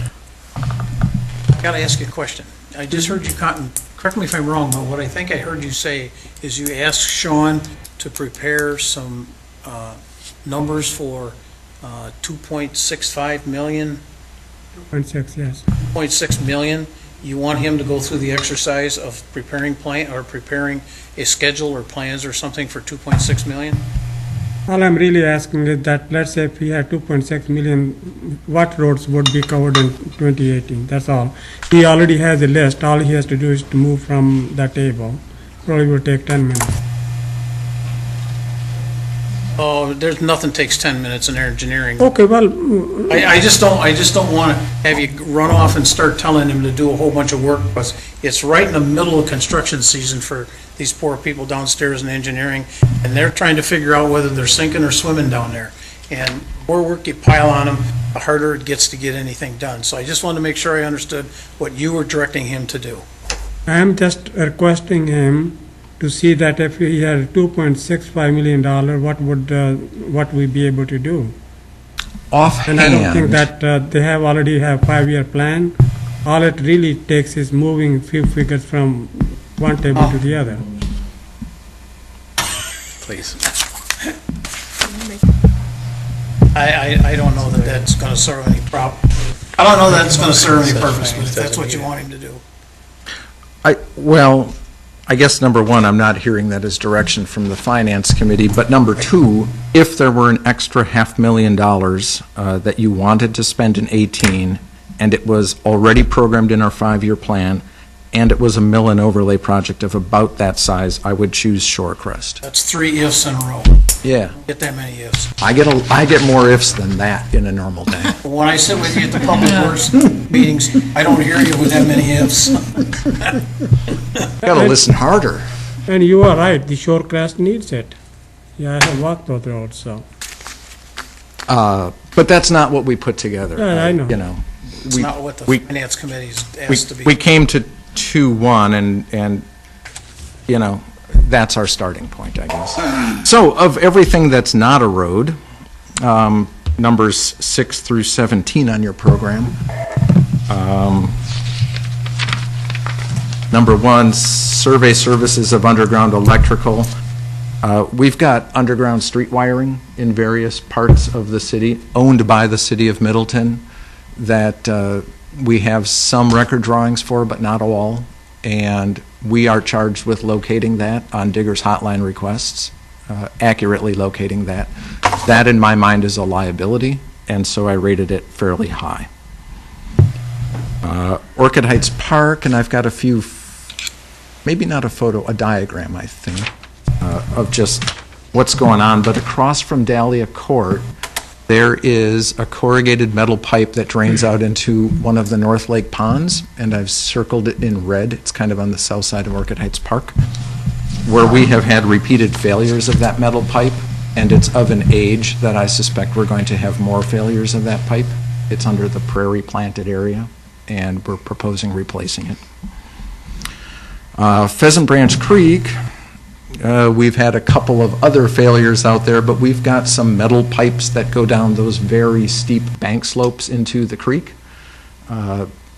They are not able to be excavated by traditional means, but we're looking into, number 1, televising them just to get a sense of their condition, and then number 2, prioritizing whether we can slip line those with in-place. It's essentially a cured epoxy impregnated into a fabric liner system. Okay, so this is in the creek corridor. This is in the creek corridor, Okay. that sandy, steep slopes over there. Mhm. We've had already, well, I think it was 2013 where there was sort of a catastrophic blowout. These have tended to be more minor, but there was a portion under the path that got wrecked, I think, early last year or late the year before, but right in the path. There was a hole in the pipe, so it took the path with it. Fortunately, it was small, and we could, using our street crew, just get down there, find it, excavate it, patch it, and put the path back together pretty quickly. They did really good work on that. Rail spur rehab would be for replacing some more ties out there. We did some a few years ago, just the really bad ones. There are more sort of bad ones out there. Pleasant View Road retaining walls. We got our bridge reports in. I've got a couple photos. The photo on the left kind of shows some of the modular block retaining wall that's coming apart at the seams, and on the right there's a photo of it that shows, although it's hard from here to see, an adverse batter slope on that wall. It's supposed to step back as it goes up, and it steps forward instead. That's indication of failure. The end loader, put the bucket up, push on it. That's what we do on North High Point Road, but that's a different kind of wall. With flagstone, So you that works. Adjust the wall that way? With flagstone, that works okay. With interlocking blocks, that doesn't work very well at all. John, where exactly on Pleasant View is this located? This is literally a bike path culvert under Pleasant View Road at the ice hockey facility, just south of the ice hockey Oh, okay. facility. Right by Capitol Ice. Yep. North of 14. Yeah, just north of Evergreen Road.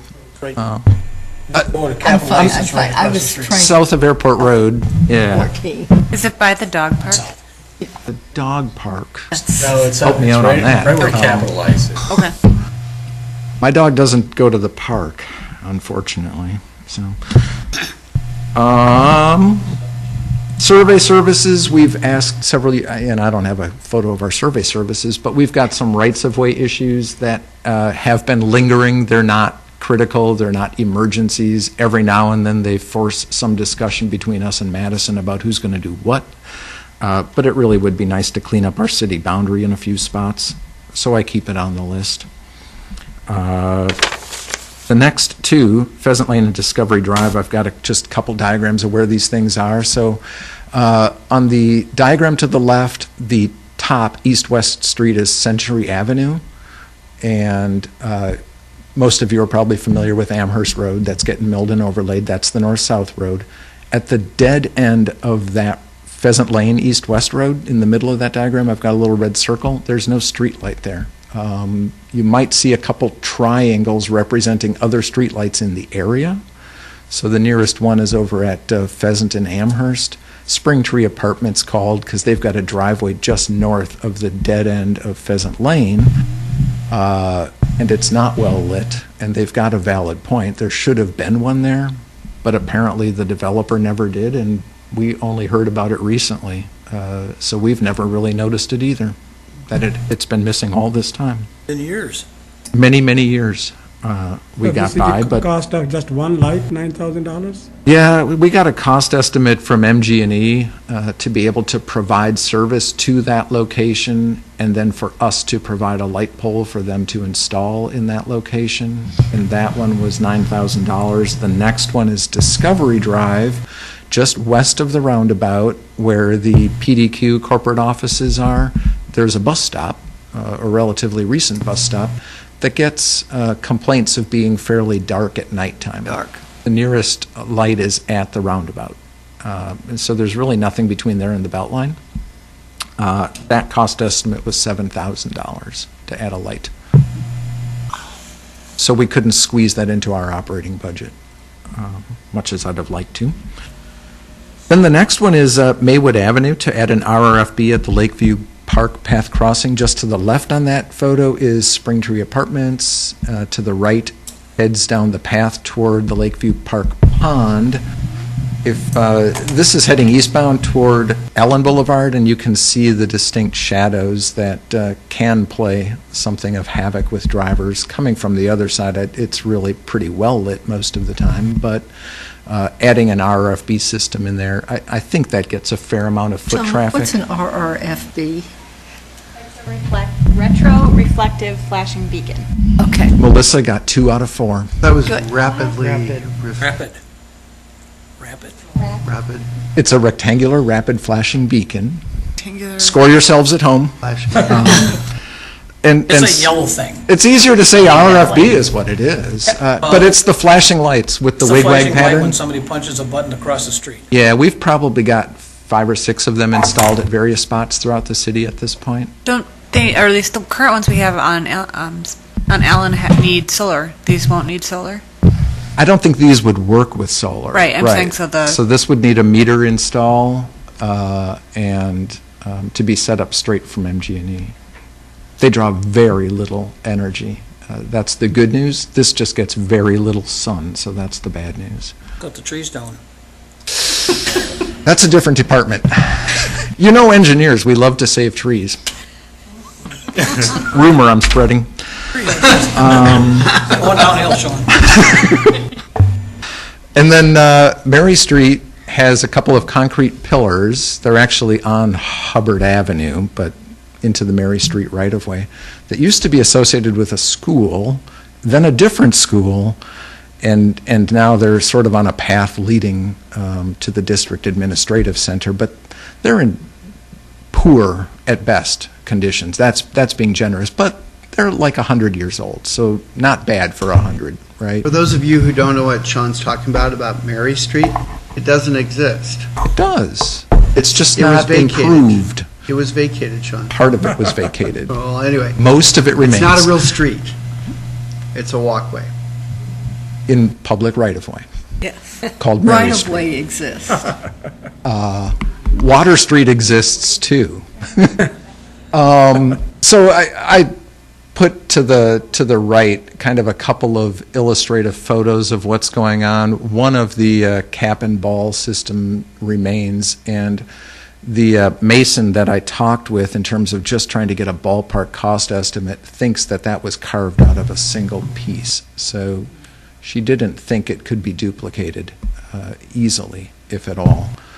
But she thought she could probably find or have something made reasonably similar to what that started life as. That middle photo is missing mortar between blocks. The lower right photo is showing some of the other blocks that have hairline cracks. So when I talked to the mason, she said, it's entirely likely when you take this apart, those will just fall apart and not be salvageable. Well, because that bottom photo is the base, and it's badly eroded. So trying to build or restore anything new on top of there might be money wasted. There's significant chunks of the blocks themselves that are missing. So here are three options, right? Mark wants to know why you're restoring it. Here are three options. Here are four options. One is to take it down. It's an option. It's not what I'm advocating. Two would be to have the street crew, and we have a mason on our street crew who's pretty skilled, do his best to try to patch it together. Concrete crack. Without taking anything apart, without touching as much as he can not touch, to just fill holes, okay? That's a different option, and it cost us almost nothing What for about that. the finial on top of the one that's missing? He would not be able to duplicate that. So unless we could find one someplace and put it on there, I don't see that. I don't think this is a restoration when our guys are doing it. I think this is a preserving its longevity a little bit more and keeping it intact. It's option 3. Because option 3 would be to hire an actual mason, number one, to salvage whatever they can, take it apart, build a new base, get it to stop from leaning, put as much of the original materials as they can back together, but it would, in their estimation, not be nearly as tall as what's out there right now, so it would have a very different look to it. Option 4 would be to start over with new materials that match this look, but it would no longer be made with historic materials. Then we could build it as tall as we want and restore the original look of it, but not the historic materials of it. Our own example of the Leaning Tower of Pisa, right?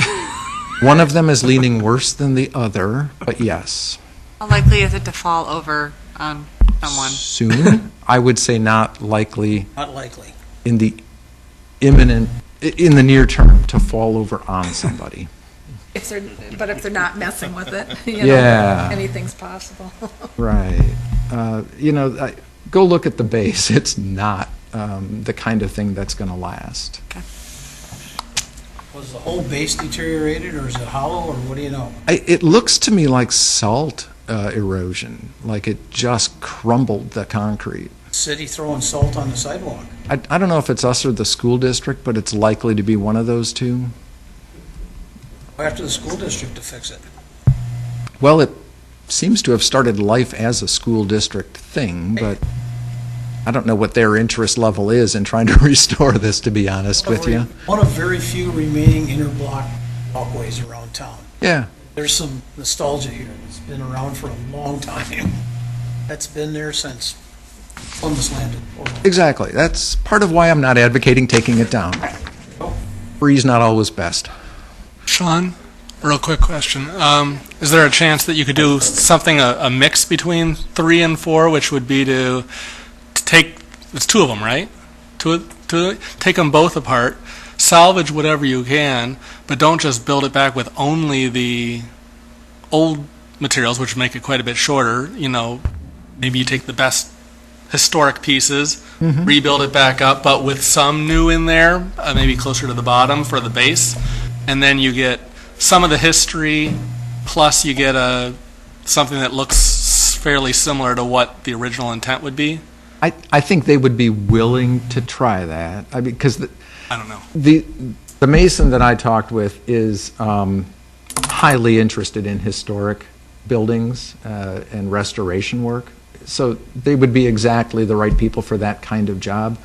I think, if anything, their hesitation would be that they won't get something that matches. They could, with new, build something that looks reasonably close, or they can salvage.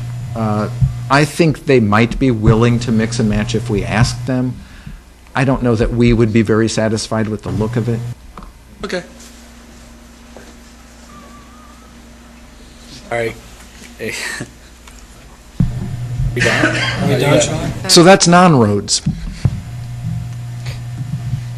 Oh, and that totals to $356,000. Peanuts. They've got a couple of new, their vehicle fleet additions. Do you want to go to those? Yes. Non-road things that we drive, other than replacement vehicles. We had a couple of requests in from our new operations manager, Brad Hopwood. And I'm going to find myself the right page. Oh, number 1 is a skid steer for the streets crew. We have in our fleet right now 2 skid steers that are almost always in operation. Utilities has one, water and sewer utilities, and Public Lands has one, as primary caretakers and in charge of scheduling use of. Public Lands, of course, has a request in to replace theirs with a track steer instead of a wheeled skid steer. But street uses it quite a lot for maintenance of inlets, for cold planing in advance of patching asphalt streets, for moving and lifting things that are really heavy. So every time the streets crew has to use a skid steer, first they have to figure out from whom they can borrow one and when they can have it for what duration of time. So it used to work better than it has been lately in terms of trying to get 3 departments, 3 crews to use 2 skid steers because they're really a go-to utility kind of tool. So the proposal is to get a 3rd skid steer into our fleet. The second priority is to get a retired police SUV assigned to our operations manager. He's out and about quite a lot, and that's a good thing. Right now, he's taking the mechanics or one of the streets crew vehicles. So the police are intending to retire an SUV next year anyway as part of their replacement program. Rather than take the trade value on those, which tends to be reasonably low, we're proposing just keeping it in the fleet and assigning it to Public Works. The third item on here is closed loop conversions, and I'll let you read the whole thing, but what it amounts to in the short version is of our salting controllers for our salt applications. This kind of system works. Right now, our system is open loop hydraulics. So you set a switch, 1 through 8, and that's how much salt you're putting on the road. This allows, in a closed loop system, for you to dial in how many pounds per mile you want to put on the road. And so it's speed controlled, it's actually selectable, It, for a very icy spots, can allow a blast override, but then it goes right back to putting the amount of salt on the road that you actually want to go on the road. Salt and not brine. This is salt, rock salt.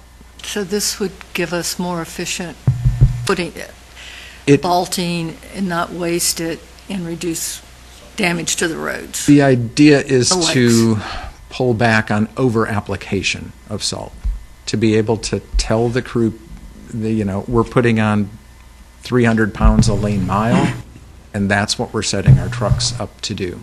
If they run into a spot and they know better than anybody else where their spots are, they have a way to deal with that.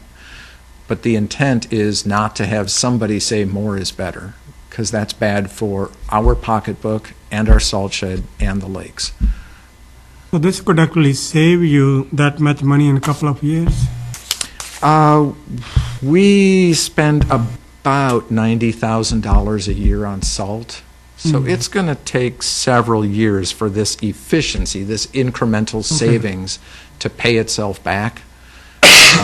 So it's not all dollars. Some of it is environmental. Some of it is expectation. Thank you. But that's a proposal.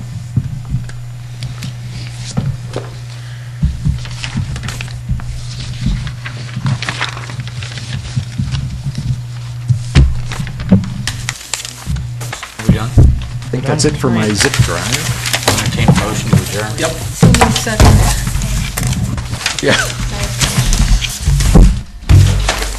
There was so much sweet talking involved in kidding.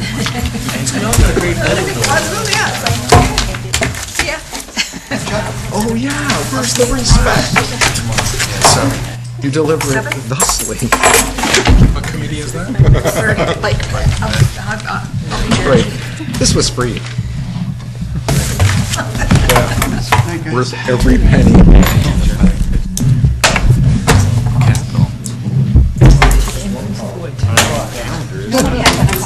That's your first dance?